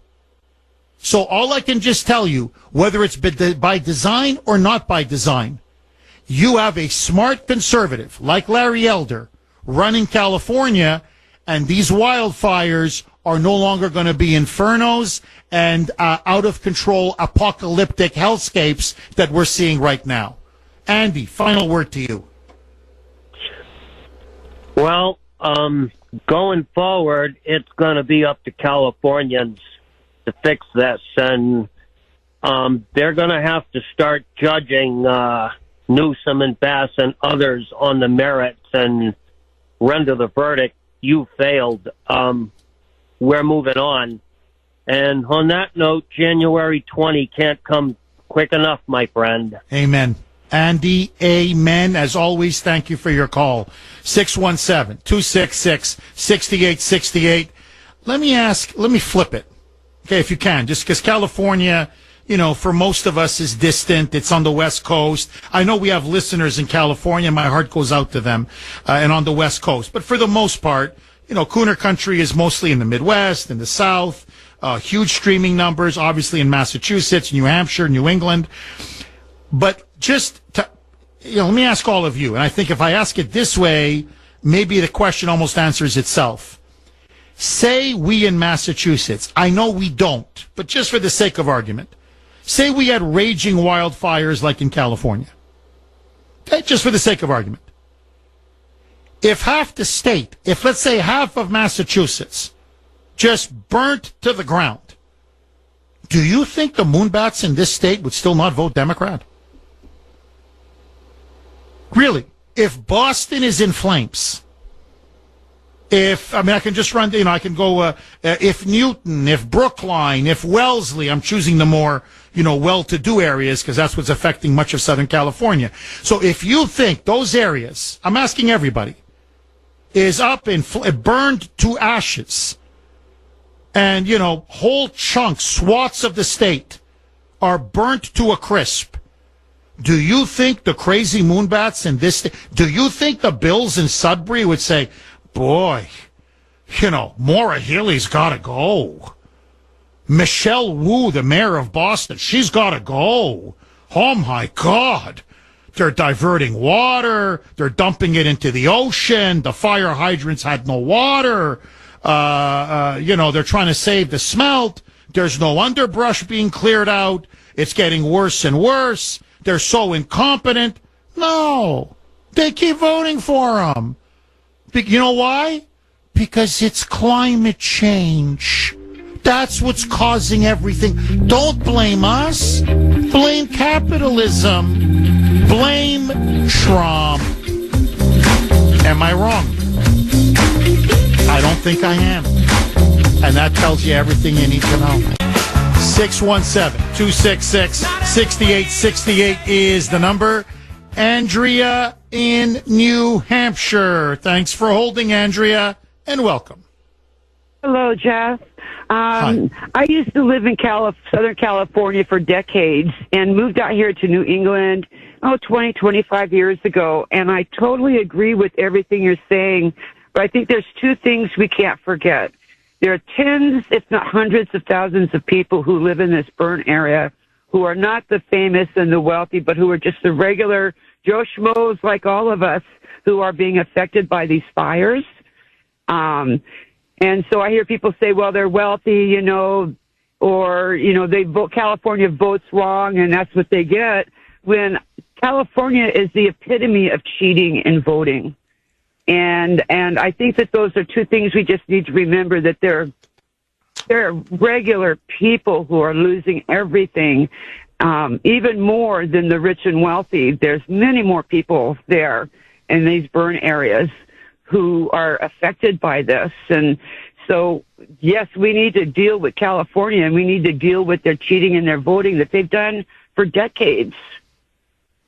Well, Andrea, you make two very good points. Look, I mean, I read this. Don't quote me exactly on the statistic.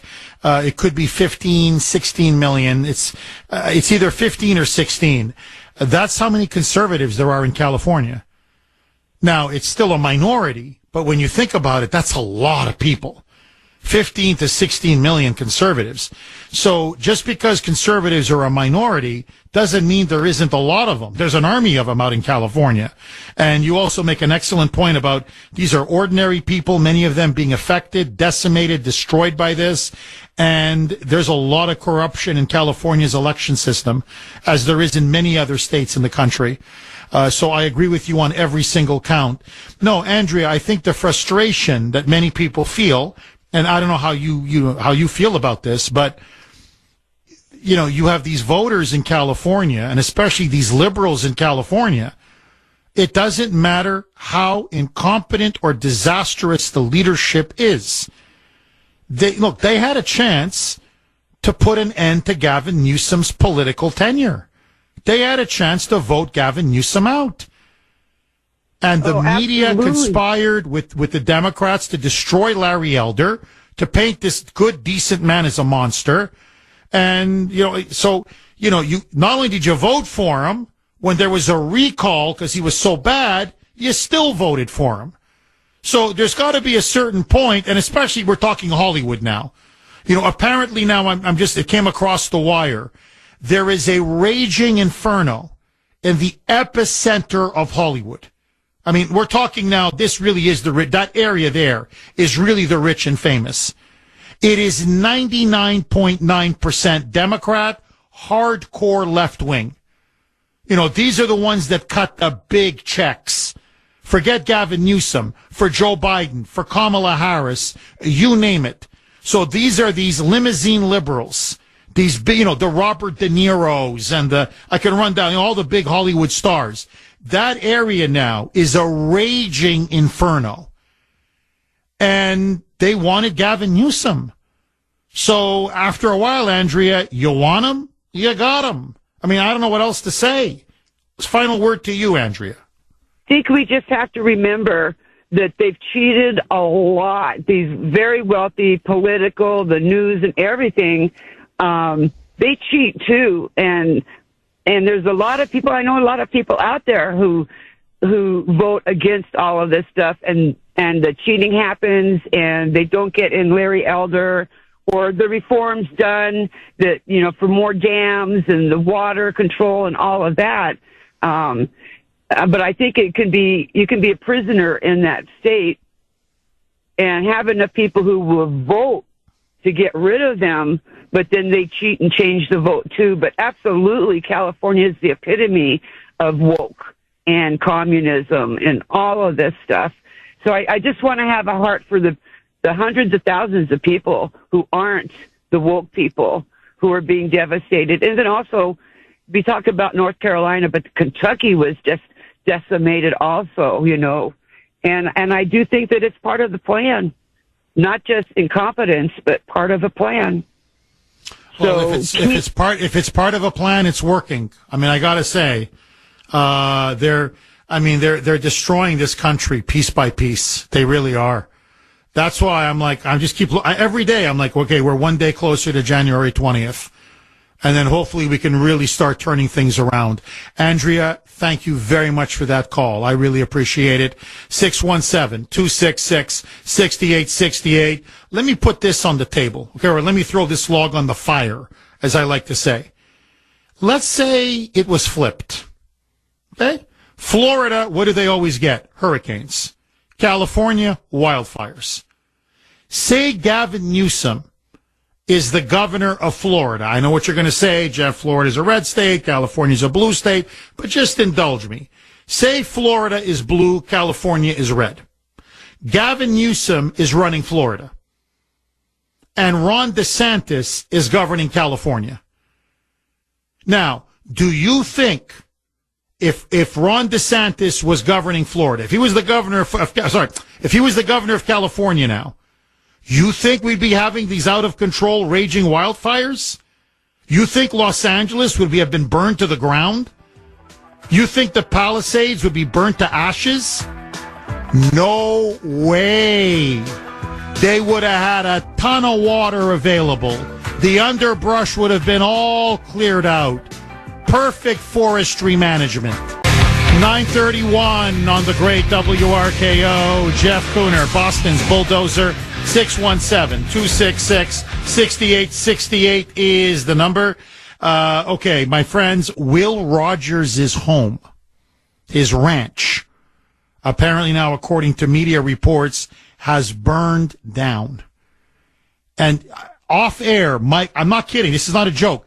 Mike, how old are you? 25, 26? 26. Mike, who's 26, says to Sandy and I, who's Will Rogers?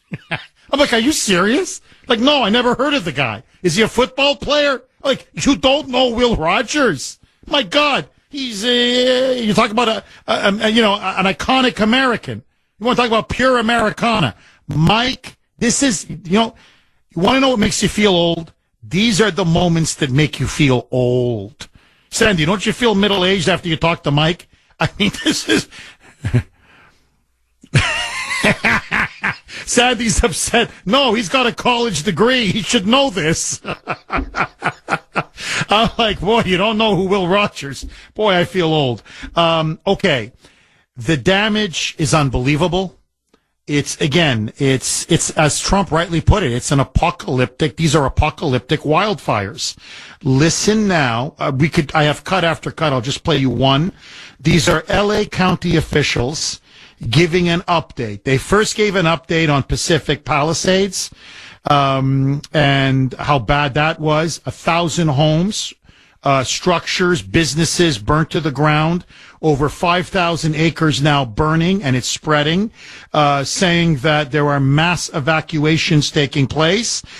This is now for the Eaton fire. Roll cut 7A, Mike. For the Eaton fire, it is located in both the Angeles National Forest, the Altadena area of LA County, and Pasadena. LA County is in unified command with both the Angeles National Forest and the Pasadena Fire Department. We have over 2,000 acres burning at this time, and the fire continues to grow with 0% containment. We have over 500 personnel assigned, and unfortunately, we have 2 reported fatalities to civilians. Unknown cause at this time, and we do have a number of significant injuries. We have over 100 structures destroyed, and the cause of the fire is unknown and under investigation. This is a catastrophe. Mark my words. that if they don't get this thing under control and quick, and I don't think they will, because of the level of incompetence, the wokeness, the corruption, this is now going to become a crisis for the Democrats, for Gavin Newsom, and you could now be seeing you want to talk about what's burning to the ground? It's not just L.A. and Pasadena and West Hollywood. I think DEI itself may be burning to the ground right now. There's no getting around it. This is not just a national, this is an international story. And these wildfires are so out of control, and the level of incompetence and lack of preparation, is so bad. As I said, it borders on criminal negligence. And I want to read this from Nate. This is a text I got from Nate. Jeff, liberal Hollywood crying about their houses burning to the ground. How many of them cheered on FEMA for ignoring the folks in Bat Cave, North Carolina after Hurricane Helene when they needed help? You reap what you sow. That's a very good point. That's an extremely good point. And let me ask, again, let me throw this log on the fire. We know about the woke, really this insane DEI fire chief in Los Angeles. Kristen Crowley is her name. She was essentially hired because she's a lesbian. I mean, pretty much that was her qualification. And she's still, to this day, you should see the interview she's giving. How this is all about diversity, all about equity, all about inclusion. That's all that matters. Even though they cut nearly $20 million out of the fire budget, even though there's not enough firefighters to battle the fires, even though they don't have enough equipment or supplies because they sent all of it to Ukraine, even though they refused to divert the water from Northern California, and the fire hydrants are dry, the garden hoses, there's no water. Residents can't even douse the fire in their own home because there's no water. That's how bad the situation is. She's still going on about how this is a triumph, I swear to you, a triumph of diversity, because she's a lesbian and they've hired a lot of LGBTQ plus people, and look at the minorities that are now in the fire department. So I want to ask all of you, do you have DEI stories, or firefighters who are listening, or people who have firefighters in their families or friends? Do you have DEI horror stories? Whether it's, not, forget California, whether it's Massachusetts, whether it's New Hampshire, whether it's Florida, whatever state you live in. Because I got to tell you, people have to be fired. Forget resignations. They got to be fired. Now, California, when Trump comes to power, okay, in less than 2 weeks, they're going to need massive federal assistance to rebuild that. This is going to be 50, 60, maybe $100 billion. We're talking now about the mother of all wildfires. Trump should condition the aid. If I were Trump, I'd say, you want the federal money? You want it? Here's what you got to do. That fire chief, that DEI fire chief, gone. She's got to go. Gone. I want the water from now on diverted. To Gavin Newsom, you divert all that water from Northern California. I want you to fill those reservoirs, fill those aquifers. I want you to fill them to the brim. So there's plenty of water if there are future wildfires, and get off your ass and start clearing out all that underbrush. And every DEI policy must be rescinded ASAP immediately. If you don't do this, no money. Not a cent in federal money.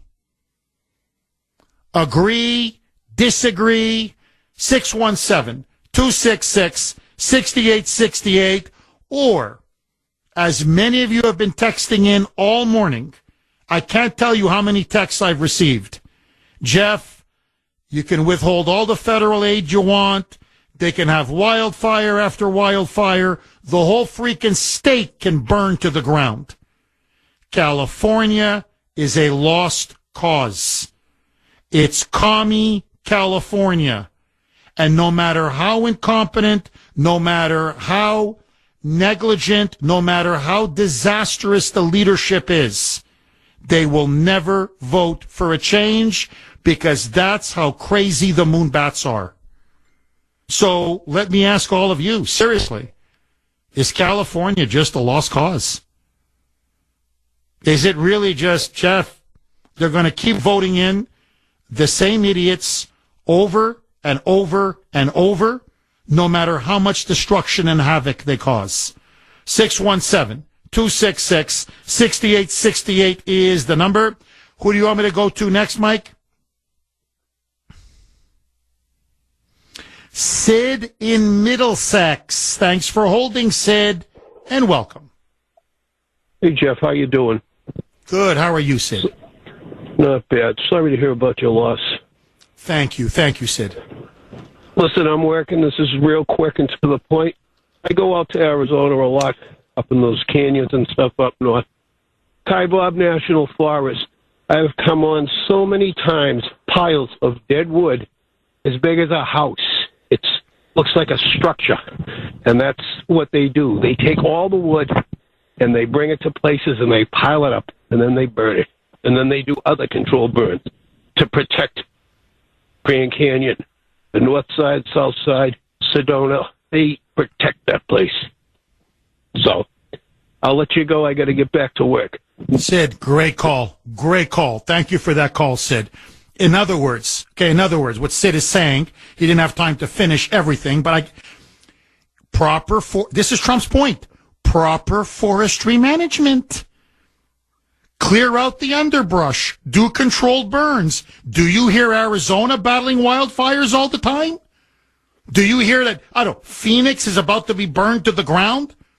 Sedona is about to be burned to the ground? Tucson is about to be burned to the ground? You never hear stuff like that. Why? Because they take care of the underbrush. Hello? And even Arizona, which is much drier than California, they have water in reserve in case there's big wildfires. So, if Arizona can do it, if Nevada can do it, if Utah can do it, why can't California do it? You know what the answer is? The Moonbats, the Democrats, they're the ones who've been running California right into the ground, baby. 617-266-6868. More with your calls. Don't touch that dial. 948 on the great WRKO. Jeff Kuhner, Boston's Bulldozer. 617-266-6868 is the number. Okay, this is a text I got from a friend of mine, law enforcement. He's got two beautiful daughters. Anyway, the oldest one is out in Los Angeles. Listen to what he wrote me. This is a father's worst nightmare. Listen to this. Jeff, my oldest daughter and her two roommates got out of the danger zone in L.A. late last night. She listened to her dad, which makes me glad. The fires all around and the wind can advance the firewall 1,000 feet in less than a minute. She filled her Jeep with gas and had her go bag ready. She has one of my credit cards and drove to San Diego to a hotel. I was up all night on FaceTime with her. I lit St. Jude and St. Padre Pio candles and prayed so hard for her and all the people in danger. Jeff, California needs to have a federal government overseer. It really is like when Chelsea, Massachusetts was corrupt and broke the state and was taken into receivership. I am so pissed at the total mismanagement. I will go to California and work my tail off to get competent people elected. So who knows what would have happened to his daughter had she stayed in L.A. and her roommates. And by the grace of God, she listened to Daddy, because Daddy gave her very good advice and said, get the hell out of there. Take my credit card, use my credit card. I don't care. Tank up, get some food, and fly out of there. And that's what she did. 617-266-6868 is the number. Can you imagine a dad's worry? Is my daughter going to make it? Is she going to be surrounded by these wildfires? Is she going to have to run out of her Jeep or run out of her car? Because, you know, as many people are abandoning their cars on the roads. I mean, I don't even want to contemplate it. If that was my Ashton or my Ava. Okay, this is from Larry on Messenger. Jeff, when will Ukrainian oligarchs donate to California for the fires? Yeah, we can wait 1,000 years. That money is long gone. Jeff, Newsom could be put in charge of the Sahara Desert, and within 5 years there'd be a shortage of sand. Or Kamala Harris, or Joe Biden, or Barack Obama, or Nancy Pelosi, or Maura Healey, or, I mean, take your pick. You're right. You put any of these Democrats in charge of the Sahara Desert, and within 5 years, there's no sand. He said, how did you do this? How could you do this? No one's done this in thousands of years.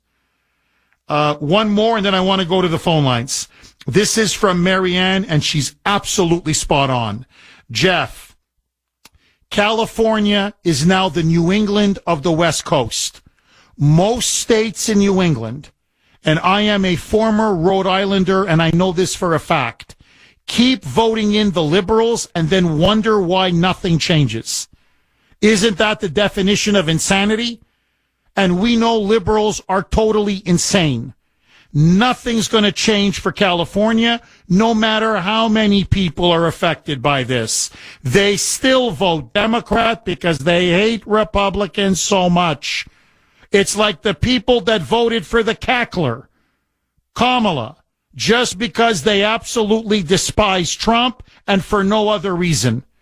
And they want to do away with the Electoral College because they only want certain states to be able to choose by going to the popular vote. And can you imagine what the results would be? We would be controlled by Democrats from now until God destroys the earth. They will vote communist no matter how bad it gets. From now until eternity. That's the bills in Sudbury. That's the mind of the woke left. Once you understand that liberalism is a mental disorder, you understand everything. Okay, let's go to Derek in Brighton. Thanks for holding, Derek, and welcome. How you doing? I want to give my condolences to your father. Your father. Thank you. Thank you, Derek. I was just thinking about Larry Elders when he was running for governor, and they recalled Newsom. Didn't Clint Eastwood, the actor, support Larry Elders or something? I wonder. Yes, he did. Weren't they turning people away from the polls or something too, telling them that they already voted or some nonsense like that? There was a lot of voter fraud, no question about it. But I got it, to be fair, Derek, the media destroyed Larry. I mean, what they did to Larry Elder, look, I've known a little bit. I've slight acquaintance. I've met him a few times at let's say the Republican National Convention, or so I've met him a few times. He's a very nice man. He's a very well-spoken man, a very civilized man, an eloquent man, an intelligent man. I didn't recognize this man in the media.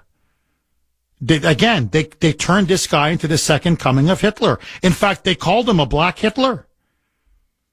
And all this guy said was, stop the corruption, stop having California become a sanctuary state, stop giving away all our money to illegals, stop all the deficits, and cut taxes, and basically restore some sanity and sense into government.